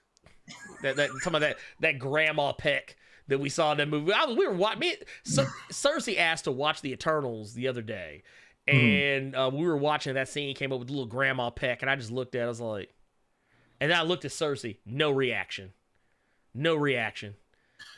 She was just like, here to you, several people want Denzel as Magneto for what? Because there was a picture that went around of him wearing Ian McKellen's outfit, and people just ran with it. Well, no, it wasn't just that. It wasn't just that. There was a guy, I can't remember his name, but it was a guy that kind of made the rounds on like YouTube and Facebook and the voice dude. Yeah, he did the voice.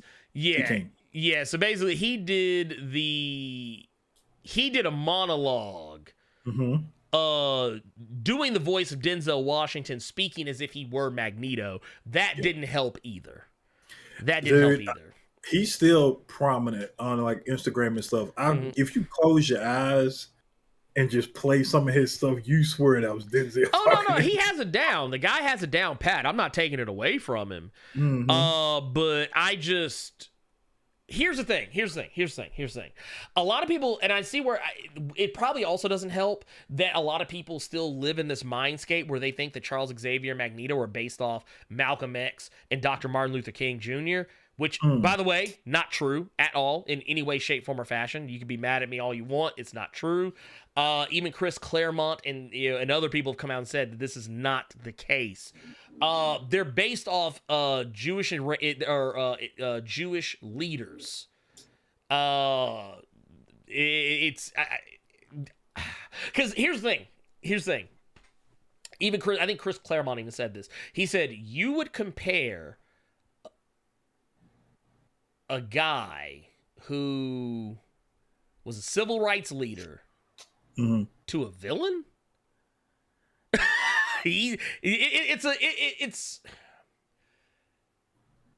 a gross oversimplification of what he said, but that's basically what he said. He said to a guy who literally goes out, marches, and protests for civil rights, and then goes home and spends time with his wife and children and be a father. He said, you would compare Magneto to that? He's like, okay. He based Magneto off an actual person that's not Malcolm X, but yeah. But I get it. I get where people get the comparisons, but that's not who either one of those characters are based on. And this has come literally from the people whose mouths who created them. So I think they would know more than any of us. Okay, hold on. But yeah, Perfect Entropy got to get banned right now. okay, Right now. What happened? Larry. No. No. Yeah.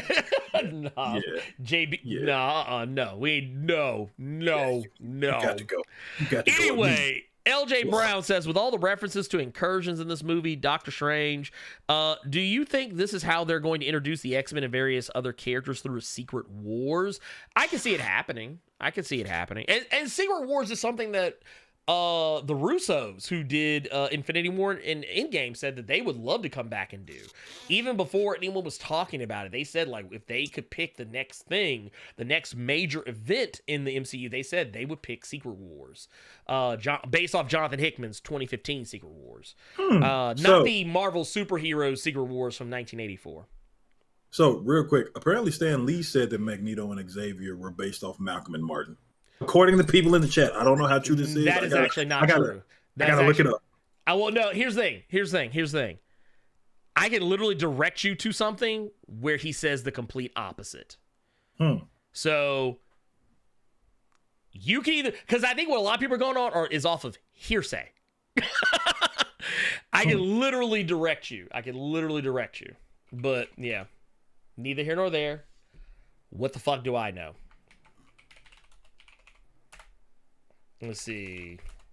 I like how I did the thing you're not supposed to do. I just typed it in on Google to see what would happen. And literally the second link was actually Stan Lee didn't base Malcolm, Professor X, and Magneto on Malcolm. That's what I keep trying to tell people. People like, and here's the thing: it's only black people that do this. No white person thinks this. That was funny. No white person actually thinks this. But it's anyway. Whatever, y'all, you know, if y'all want to live in blissful ignorance, go right ahead. I will allow you to do so, but I will I didn't know. I got to look up. It's just literally the second link was actually he didn't. I thought that was funny. Yeah, he didn't. I'd have to look that up. So yeah. No, he didn't. They literally did not base them on that at all. Anyway, I don't have time for this. I literally do not have time for this. Anyway, moving along. It's one of those rare moments where I'm going to let y'all have whatever blissful ignorance you want. Anyway, Ed Boy in the Cut. It says, are you looking forward to Black Adam? If so, what are you most looking forward to? For me, it's easily Hawkman. Hawkman is definitely up there. Dr. Fate is definitely up there as well. Those are probably the two things I'm the most interested in seeing. I'm also really interested to see what it is they're going to be up against, because we don't really know. But yeah, so those are definitely some things I'm interested in. Michael Jai White as Blue Marvel. Get out. Y'all gonna stop. Y'all trying to make me curse more. That's what it is. Anyway. You know what I'm still stuck on? Mm-hmm. Who could Denzel take Blue Marvel out? Because that's actually a really good pick. But I'm sitting here thinking, what other big name celebrities could portray Marvel characters? Because I thought of Tom Hanks, but I'm like, who the hell could Tom Hanks be in the Marvel universe? And now I'm thinking, who could Denzel be if not Blue Marvel? Take Blue Marvel out of the equation. Who the hell could he be? Because stranger things have happened. Because I swear to God, I didn't think Charlize Theron was going to pop up as Clea around here. So I mean, I didn't see that coming either. I didn't see that coming. So now I'm trying to think who could be who. Because until people told me, I didn't know Russell Crowe was Zeus in this new Thor movie. Russell Crowe. Russell Crowe is Zeus. That is true. So yeah, I'm trying to think now. I hate when you all ask I hate when you all ask questions like that, because it makes me put my thinking cap on, and it's too early in the day to put my thinking cap on. Yeah. Well, here's the thing, and here's something I want y'all to consider. Let's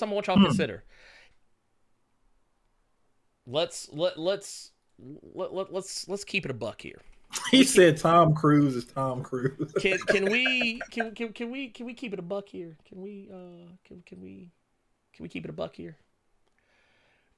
Do y'all realize that the Magneto that y'all are talking about didn't exist until Chris Claremont? Denzel as the High Evolutionary. Ooh, that's interesting. Actually, that That's is not interesting. going to happen because Chuck Woody Awuji is playing the High Evolutionary. So Chucka huda. Mern from Peacemaker. I almost said Peace Walker. Oh, peace be still, Ernie. Peace be still. But no, yeah. Anyway, all I will do, That's a good one. That's a good one. We should get David. We should get the Hoff back as Nick Fury. Oh God, you know that might happen. That might happen. You've spoken into existence, so you know it's probably gonna happen now. Let's see here. Go contrary, baby father. What he said? Imagine Denzel playing Blue Marvel and saying, "I'm putting cases on all you motherfuckers." Oh wow. No, I don't want to. Cole with the $4.99 says, "Tune in late, Doctor Strange 2. So many missed opportunities. My God, need a $1,000 super chat to say them all. Just let me direct the next one." I mean, I would rather you didn't, because I somehow think that you would probably make it worse somehow. Nobody except me. Currently picturing 13-year-old Carter bumping DJ Paul mixtapes in a Buick. Lord. So first of all, it wouldn't have been a Buick. It would have been a Cutlass. No, it would have been an Oldsmobile. It would have been an Oldsmobile. Oh God. Well, I thought you were gonna say a 1975 Deuce and a Quarter.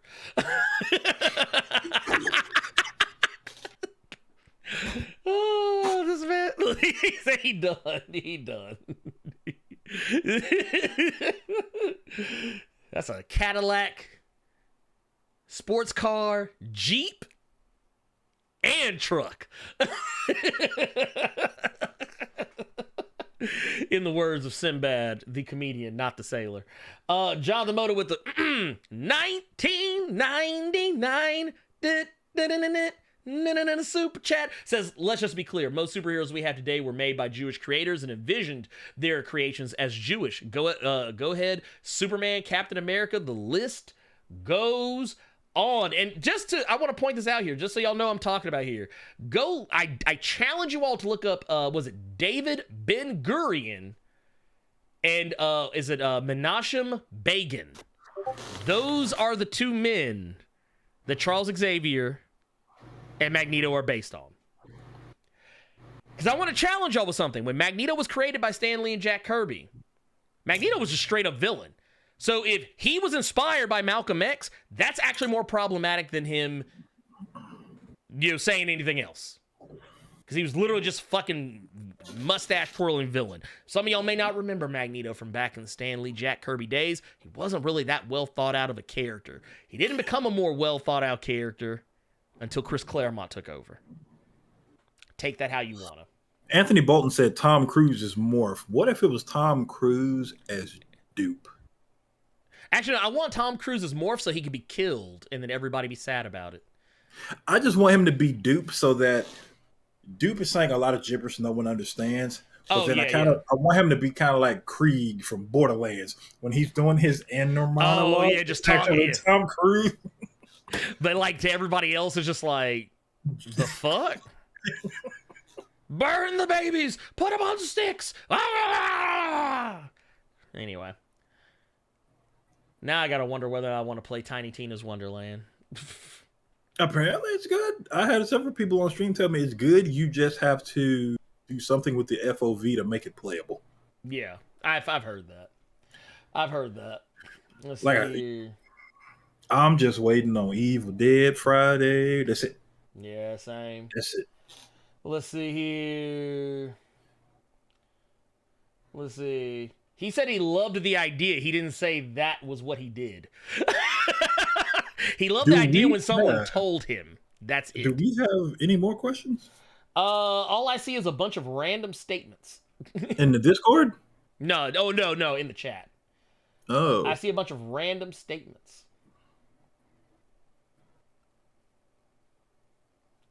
Let's see here. Will they do a Young Avengers movie?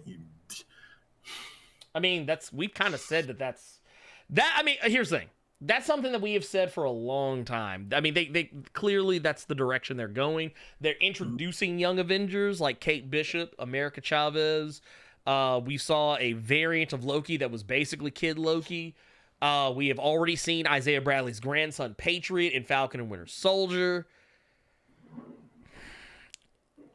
I wonder how many people are gonna swear up and Also, Wiccan and Speed have already been introduced via WandaVision, so there you go.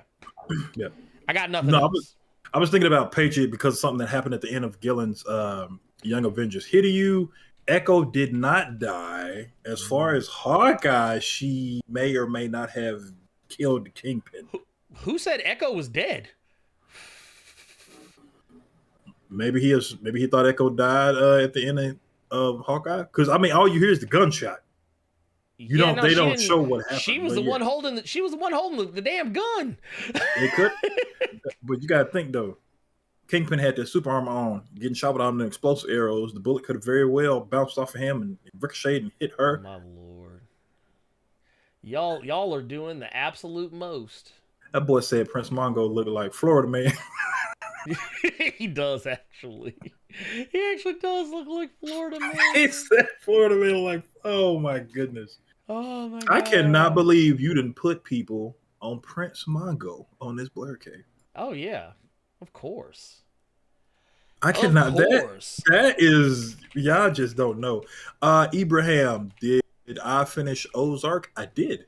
I did not. Okay, I won't speak on it. We won't speak on it. We'll save that for us. I actually only started it very recently, so I'm still really. Yeah. I never had time. I got you. I never had the time.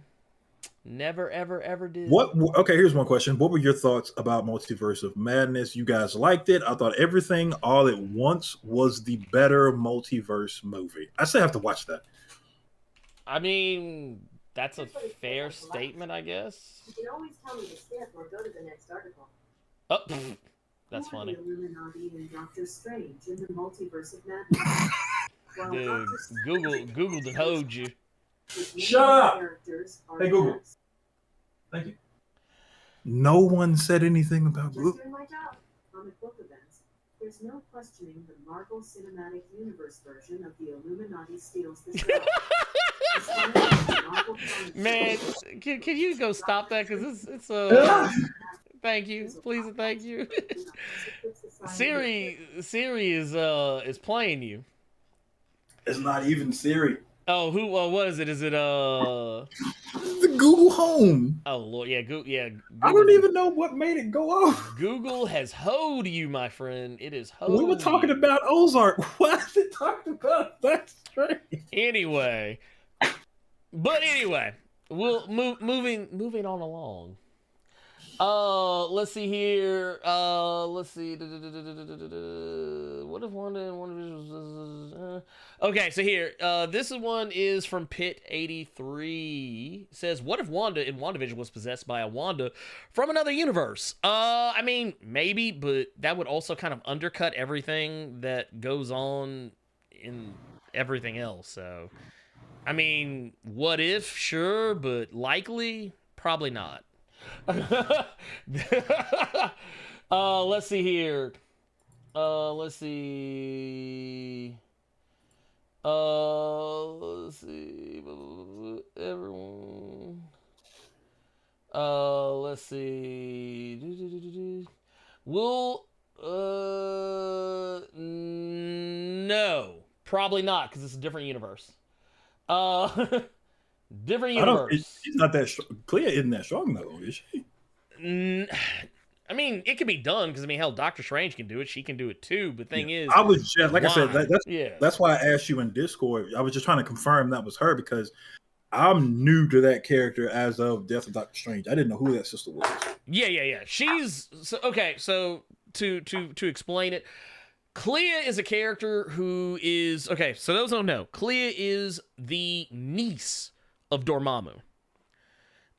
She's the niece of Dormammu, and when she was originally introduced in Strange Tales number 126 in 1964, and I know this because I was literally doing research for a video about her that night after seeing the movie.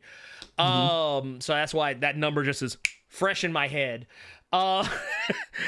Basically, she did not have any sorcerer capabilities at first, but here's the thing you have to take into consideration.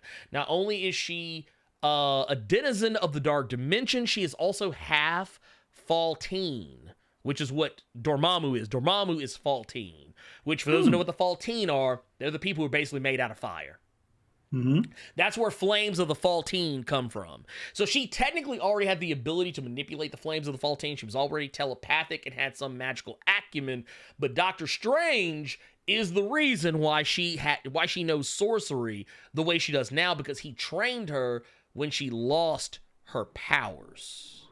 Okay. So everything, and she is the Sorcerer Supreme of Dark Dimension. She has access to every spell and everything that Doctor Strange can do, she can do. Okay. Now, with you speaking about training, this is something I thought when I watched the end of the film. Not to spoil it since we're out of spoiler territory, but this is more so just because of the trailers. Do you think that this is potentially trying to set up our new Tony and Peter with America and Steven? With the stuff that happened at the end of the film? I mean, maybe, but I don't think that's going to be the case going forward. I kind of think that Marvel has realized it's probably not the best way to do things to have... I mean, you can have characters be mentored, but I think that you don't want them to have that as a crutch, because that's what I think hurt Spider-Man in the MCU, was that he relied too much on Tony. To the point that, like, they had to make a plot point of Tony not being around. I think that Spider-Man works better when he's self-made, not... the byproduct of someone else's machinations or whatever. Let's see. Jose, that's a way to think about that movie I did not think about. Yeah, that is actually. Wow. It is actually. Wow. I love how everybody's wanting them to reverse the deaths. Y'all do realize those motherfuckers are from a different universe. They're not going to use them anymore. Everybody's wanting them to undo shit. It's like, dude, okay. Yeah. Well, that's a spoiler, but one person asked, do you think those people exist in 616? Of course. Very likely. Yeah, very likely. They got to make their money. I think, if anything, that what we talked about earlier was a test to see how people would vibe to it. So yeah. It's I was like,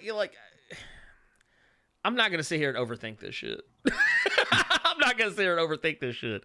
It is what it is. It's what they showed you. And here's the thing. Just like how there were different Doctor Stranges, and just like how they seem to be keenly aware of other people that he mentioned in their universe, they're from his. The only character who wasn't like that didn't have other people like them was America. She's the only one. Though they did change that in the comics. The comics, that's not the case. There are other versions of America Chavez in other realities now. Because Secret Wars kind of did away with that. Because we saw other versions of America Chavez. But originally, America Chavez in the comics was a character who only existed as herself. There were no other versions of her in any of the other realms of the multiverse. I don't want to reiterate because I literally did a video talking about it. So I feel like I'd be talking about it ad nauseum at this point. How do you feel about it being called the 616? I said earlier, I loved it. How is the MCU the same universe as the comics? Well, they're not. I think the so the MCU is its own thing. Originally, a ways back, I think they said the MCU was Earth 199999999 or some shit like that. But I mean, the thing is, the movie universe is a separate universe from the comics. So what they're basically saying is that in the MCU, the main Earth in the timeline is 616, which is what it is in the comics. It's just that different media. You might know more about this than I do, because I did not know this, but what Fox X-Men spinoffs that were canceled during the merger would you actually want to see? They give an example like, I know for a fact you wouldn't watch this, but Doom by the Legion showrunner, Gambit, or Multiple Men. No, I'm good. I didn't know there were Fox X-Men spinoffs. Yeah, I always there was. forget about that the Gifted was a thing. Yeah, The Gifted. Gifted was actually a good show. I didn't like the second season as much, but How many seasons is it?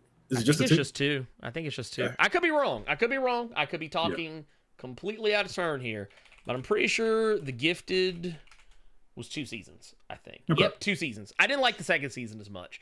It got really weird to me. I don't know. But I mean, the show in general was good for what it was. They didn't have access to a lot of stuff, and they did the best they could with what they had. The other stuff, honestly, I've said before what I would want them to take from certain things. We know Deadpool is definitely going to be a thing.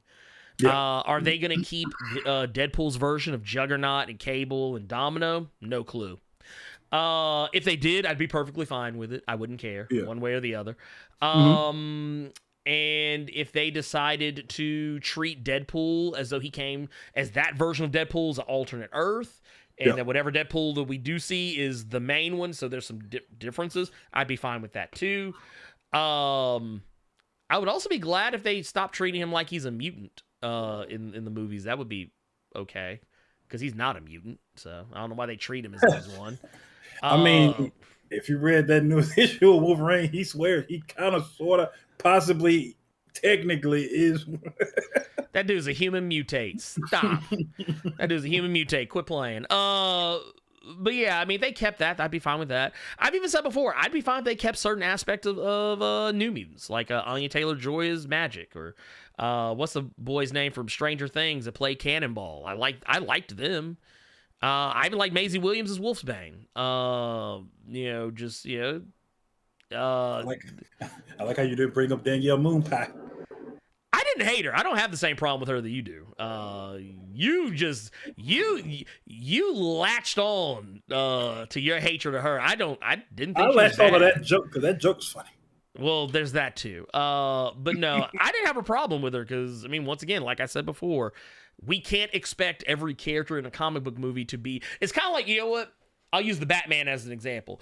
One of the biggest criticisms I've heard people levy against the Batman is how he wasn't the smartest guy in the room. Like how there were certain riddles and mysteries and plot threads that he didn't catch right away, but the audience did. But here's the thing.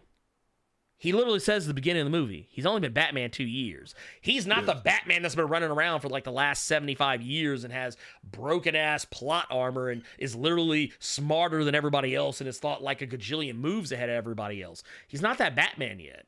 And just like how I don't think that the Mirage that was in New Mutants, she was the Mirage that's been around since New Mutants back in like the late 70s, early 80s, whatever.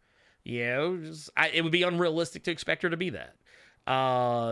Just so it was what it was.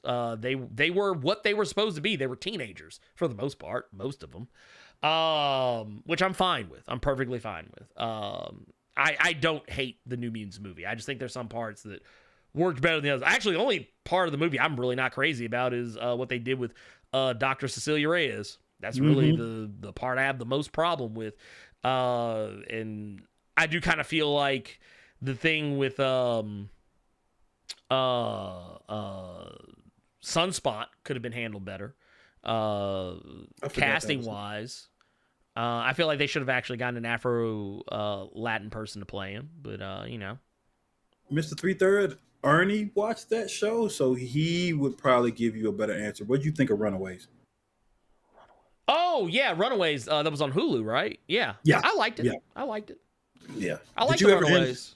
Did you ever end up going back and watching Hit Monkey? No, never did. I actually kind of forgot about it till you said something just now. Man, look, I catch myself now when I have free time. I'm either playing video games or watching stuff with my wife that like we watch together. Like honestly, even days where I'm like, man, maybe I should sit down and watch this show, and I'll just turn Elden Ring on and just play that. Yeah.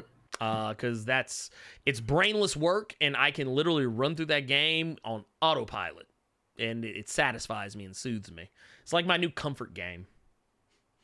But but yeah, You sound like me on Sekiro right now because that mod is crazy. there's no mod on this earth that would make me play Sekiro again. That game is not fun. Oh no! Oh yeah, no, I know for a fact you wouldn't like this because it actually makes the game a little bit more challenging with what they do. I don't. It's not even that the game is hard. I think Sekiro has. You know, how people like brag about how hard Dark Souls is, the first one, but it's not hard actually. It just has terrible controls. I feel like Sekiro has terrible systems. It's funny you brought up Dark Souls. Did you have a PS5, right? Yeah. Did you play that Demon Souls remake? Yeah, I have it. Do you feel like other games should go that route, or do you like you think they should stick with what they're doing with Elden Ring? I like Elden Ring better. I feel like the show is over with now, and you and I are just having these conversations that you and I Just going normally back and have. forth. This is the shit we normally talk about. Yeah, it's like I mean, it may as well be at this point. I own that New Mutant movie, and I keep forgetting that it exists. That's bad. See, and I'm happy I have not turned into one of those people because I know a lot of people do that with comics. They'll buy comics for comics' sake and they forget they own it. Oh yeah. No. Because I remember several people back when, because like you and I both know, you and I have had this conversation before. When I didn't like Hickman's Avengers. I liked the start of New Avengers, and then it started crossing over into Avengers too much and started making me mad. But I knew several people. Every time I would go into comics and collectibles, didn't even read it. They were just buying it to either help the energy, or they were just buying it to have it. And then I would see those same people coming in there to get a trade or something. And you know what? I forgot I bought this, and I'm happy I have not turned into one of those people yet. Mm-hmm.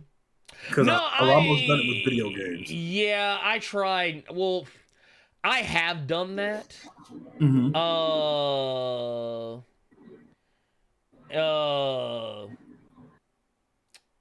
So yeah, I feel like I have done that. To a certain degree. But yeah. Here's a good one. What's up? I'm curious if y'all think they can do a good Young Avengers movie with the characters they have. It just feels so spread out. I would love to see them come together a few times in some way. So basically just he wants there to be some kind of interaction. Uh-huh. But that's a good question, but I think at the same time, they just got introduced in a sense. Right. Because they haven't even done anything with Isaiah Bradley's nephew. That's his nephew, right? Grandson, I think. Grandson. Okay, yeah, they haven't done anything with him. We just know he in there. We're talking about like MCU or comics wise? I'm thinking they're talking about MCU because he's talking about can they do a good Young Avengers movie with the characters they have? Because they're so spread out. He wants them to have some kind of interaction. I mean, I think they will eventually, but I mean, we can't like it's. I think that's going to be way. It's down the road. Like that. Here's the thing. Patience. Rome wasn't built in a day. Neither was Syracuse or Detroit. So, and if you don't get what I mean when I say that, is that Rome is a very beautiful city. Syracuse and Detroit, well, you do the math. But you can't just rush to this stuff. And I know a lot of people, we live in this generation where everybody wants everything right now. Everybody's Veruca Salt. They're like, I want the world, and I want it now. But here's the thing. Marvel, like, people act like Marvel's doing stuff accidentally. They're not. There's a plan. And if you've already seen, think about this, in less than a year, we have already seen properties in the Marvel Cinematic Universe that have depicted various members of the Young Avengers. Do you think that is by accident? Well, so Hiddy was just asking who do they have so far, but I think we've already said. But no, Lamar just asked the question, and I haven't heard anything about it. What did DC do about Ezra Miller? I haven't heard anything. They haven't done shit about Ezra Miller. You know what they did? The same thing that they did about Ezra Miller. We choked the woman. Nothing. Same thing they do about Amber Heard. Nothing. So there you go. But no, here's the thing. So, LJ said you saw his Veruca Salt meme in the Discord. That's where that joke came from. oh yeah, that too. Well, no, but it's true though. It's true though, and I've said this for a long time. People are too impatient. It's like they see some little thing and here's the thing. I know what some people are subconsciously thinking. They're thinking they saw Patriot in Falcon and Winter Soldier, and then Marvel didn't notice. Marvel is paying somebody to be on that set, and they thinking that Marvel didn't catch it. Or that Marvel isn't aware that this character is connected to this one thing in the comics that's also connected to something else that they showed in another story in the MCU. That's also connected to something else that they... Trust me. I'll tell you this, and I'm going to leave it at that, and I don't want to talk about Young Avengers anymore, because I feel like we keep coming back to Young Avengers, even though we've already answered this question like 5 times already on this show alone. Kevin Feige said that the next Avengers movie will not be called Avengers. He didn't say it wouldn't be called Avengers, period, or wouldn't have Avengers in the title, but basically implying that whatever the next Avengers movie is, it'll probably either be called, which very likely is the case, The Mighty Avengers or The New Avengers. Or some variation of such. And then eventually, we'll get a Young Avengers. We're going to get it. It's fine. Just be patient. Be patient. It's coming. Avengers Forever. We're going to get one of them. I'm good. I'm good on all that. Anyway. So, that said... I already said how I feel about America Chavez earlier in the show. Go back to the earlier point in the show where we're talking about Doctor Strange in the Multiverse of Madness. Let's see. B Black with the 199 Super Chat says, how do you think they're going to do Secret Wars? I mean, honestly, I think we kind of saw it already. I think that basically what we saw was a preview of things to come in the Multiverse of Madness Act 2 scenes. I think that for the most part, it's going to be all fallout from what Doctor Strange did towards the end of the movie. There will be incursions, and we'll likely end up having to see the Avengers deal with the same things that they had to deal with there in another reality. You think we're going to see the Avengers whoop Justice League in one of these incursions? Maybe the Squadron Supreme, which is basically Marvel's version of the Justice League, maybe. But I don't know. They didn't say their name in that issue, but you could clearly tell. Yeah, very much so. It's kind of like how DC has a version of the Avengers. You know, in DC Comics, like was it the Revengers? I think is what they're called. They had like you remember because they were in Justice League Incarnate. You did too. Yeah. Okay. Yeah. I mean, they've been in other stuff too, but like that's the most recent thing. But they're basically the Avengers. Actually, they're more like the Ultimate Marvel Avengers, honestly, more than anything else. But they kind of started basing them more off the MCU versions, to a lesser extent. Let's see here. Y'all are still talking about that Stan Lee bullshit. Anyway. I don't want to see Squadron Supreme anywhere in the MCU if we can't get Hyperion and Thor to interact. That's the only way I want to see Squadron, because it was so good in the Hickman run. Do you think there were things that needed to appear in Doctor Strange Multiverse of Madness as it is said in the title? If so, what do you think should have been added? No, I don't. Honestly, the movie was 2 hours and 6 minutes. If they added anything else, I felt like they gave us plenty. That question is more so because a lot of people's complaint was the only real multiverse we saw were 2, technically. That was one complaint that I did see. We didn't really see. We saw multiverses because they fell into them, but when it came to actual multiverses they were interacting with, it was really like 1 or 2. Well, okay, here's the thing. Y'all take these titles too literally sometimes. Here's the deal. Remember Spider-Man Homecoming? It was kind of a double meaning Spider-Man's home with Marvel where he should be. But it was also because it was Homecoming Dance. Spider-Man Far From Home. He was literally on a school trip. Basically what I'm trying to get at is sometimes titles don't mean as much as you think they do. Multiverse of Madness, while it does sound like a really cool title, it's one of those situations where I think people wanted more than what they actually got or what they thought they were going to get. I mean, here's the thing. You saw more than a couple different versions of Doctor Strange. You saw the fucking shit that was going on at the beginning, as well as stuff coming from other parts of the multiverse, as well as Wanda doing her shit with the multiverse, as well as the other stuff with the Illuminati and all that other chicanery. I mean, yeah, would it have been cool if they would have went to like 20 other different Earths? Yeah, maybe. But here's the thing. It's not what happened. Just like how when I went to go see Spider-Man Into the Spider-Verse, I didn't expect to see 100 other versions of Peter Parker. It just, sometimes you have to understand that when a movie is done a certain way, you add too much shit, it's gonna muddy the water. The movie already had a ton of different actors who honestly should not have been in the same room with each other. Y'all got, and what I mean is they shouldn't have been in the room with each other, Carter, because I see that look on your face.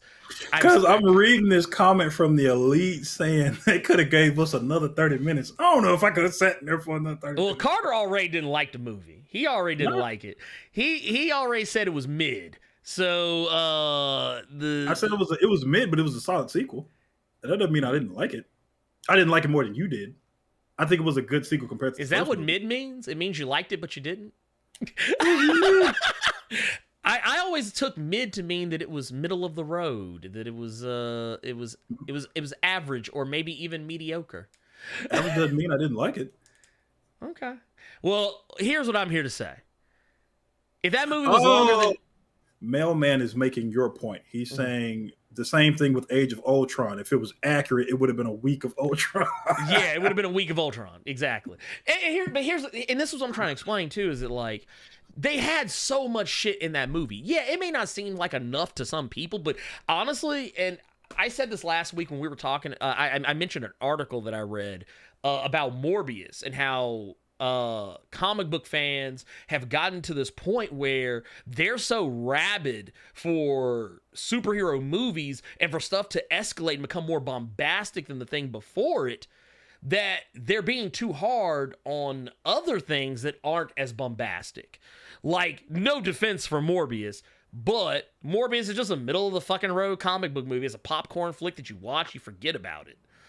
But like now, because of stuff like that we get in the MCU, like of Infinity War, Endgame, so on and so forth, people have gotten to this point where like, and I've said this multiple times, if it ain't Endgame, it's trash. If it ain't this thing, anytime Marvel one-ups themselves, they're like, oh, like there's a guy who follows our channel, good friend, and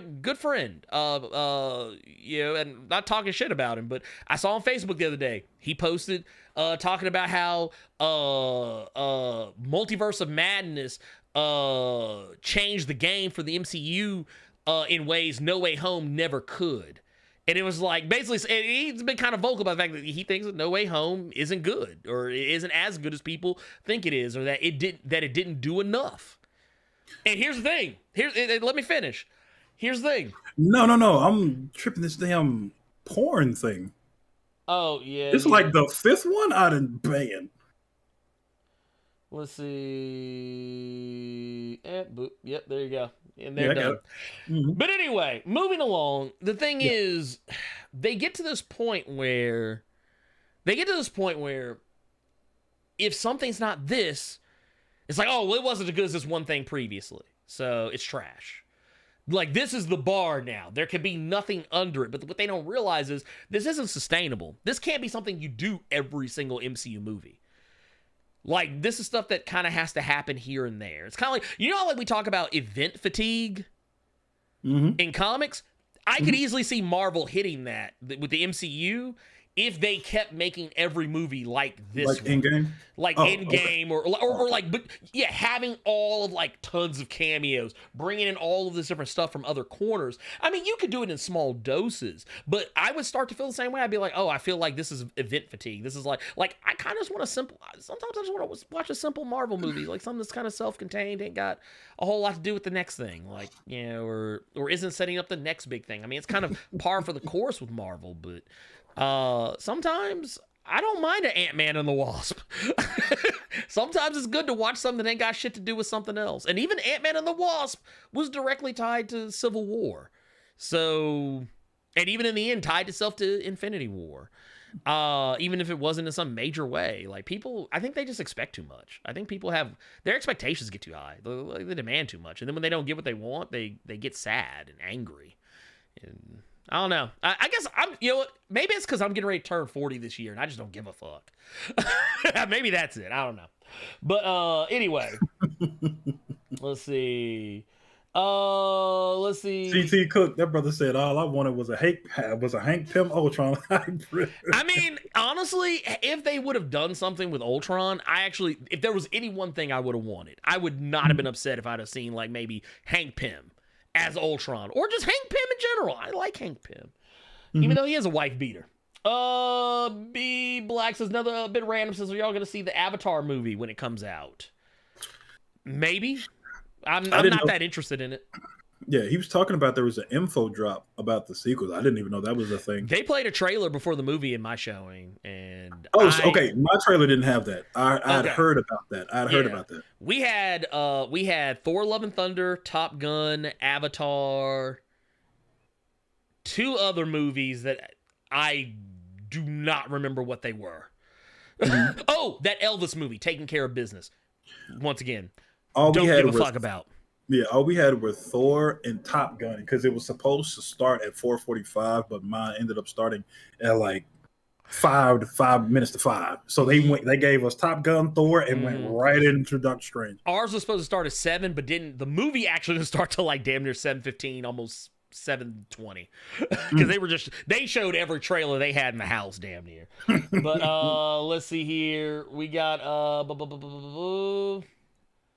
let's see. And I won't highlight it on the screen, but I will say the movie did give us an answer as to how Agatha will likely get her spinoff. So there you go. How do y'all feel about Black Valyrians in the Game of Thrones prequel? I'm fine with it. I only watched the last 2 seasons of Game of Thrones. Are they confirmed as Valyrians, though? Because I just kind of took them as just being people from Dorne, because that's typically what the black and brown people of Game of Thrones are. They're from Dorne. But, I mean, I guess it's kind of like Lord of the Rings. Like, people got mad because there was the queen of the dwarves, I guess, in the Lord of the Rings TV series coming out, is a black dwarf woman. And people got upset because, well, for one, she's black, and for 2, she doesn't have a beard. But I don't care, because I'm grown and I got bills and shit. I don't know. That's just where I'm at right now in my life. There's certain shit I just couldn't give a shit about.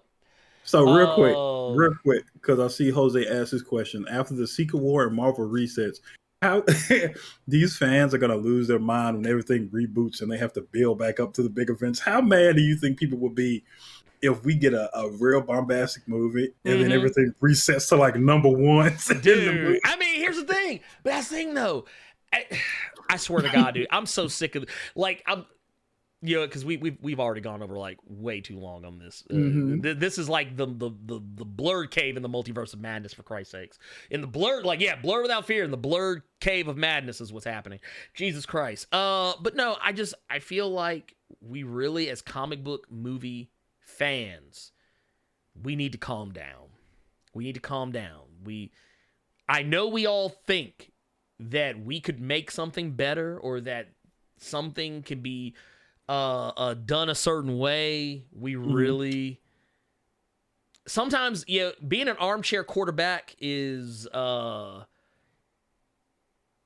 it's easy to do. It's harder to be an actual quarterback. Just like how it is to be. Is that pertaining to what Jose said? I thought it was more. No. I'm not talking about Jose. I'm talking about in general. Like, I'm talking when Jose said, imagine it, like if they set everything back to wonder how mad people be. That's what I'm talking. I'm talking about the people that would be upset. The people who would be upset at that, and the people who think that they could have done something better. Here's my thing. It's easy for us to say, it's easy to say with the benefit of hindsight what could be done better or what you would do better when you're from the outside looking in. It's very easy to say that. Very difficult to accomplish. Just like how there's certain things I say, like, because I even say it sometimes, like, oh, I would have preferred that something was done this way. However, I'm also always quick to point out how, but I get why they did the way they did. I would not envy the task of doing what they did. Like, I could easily say, well, I probably would have, if I were Sam Raimi, I would have done it this way. But at the same time, I recognize how difficult it is to be a director and to work in a collaborative effort with other people. I do not envy him. I would not want to have to do it myself. So no matter how much I think maybe there are some certain aspects I would have preferred he'd done a different way, I'm not going to sit here and pretend like I could have done it better, because that's presumptuous as fuck. Unless you are a Hollywood movie director and actually skilled and talented in the art of directing films, I think it's best to just leave it to the people who actually know what they're doing. I would rather do that. Let's see. Let's see. Let's see. Let's see here. Okay. We keep talking about... Okay. I'm not gonna put this one up on the screen because, once again, I feel like we're talking about spoilers. We're still talking about spoilers. Some we're kind of out of that territory. So I will just say this: no. My answer is no. None of this matters. None of this matters. It doesn't matter. No. Shout out to Metallica. Nothing else matters. Exactly. Nothing else matters. Go listen to Metallica. The song "Nothing Else Matters." That's my answer to that question. Those deaths mean nothing. Stop talking about it. Anyway, on that note, let's just end it. Let's just end it, Carter. Carter, do you have anything? Any final words? Going live this Friday. I don't know I don't know Twitch or YouTube, but I'm playing Evil Dead the game. That brother will probably be playing Evil Dead the game with me. Most likely. That's pretty much it for me. I'm gonna be doing that all weekend. It's just gonna be Evil Dead the game from yours truly. So, you know what? I'll be there. I'll be there with bells on. And you know what I say? And you know what? In the words of one of DC's most problematic actors, bye.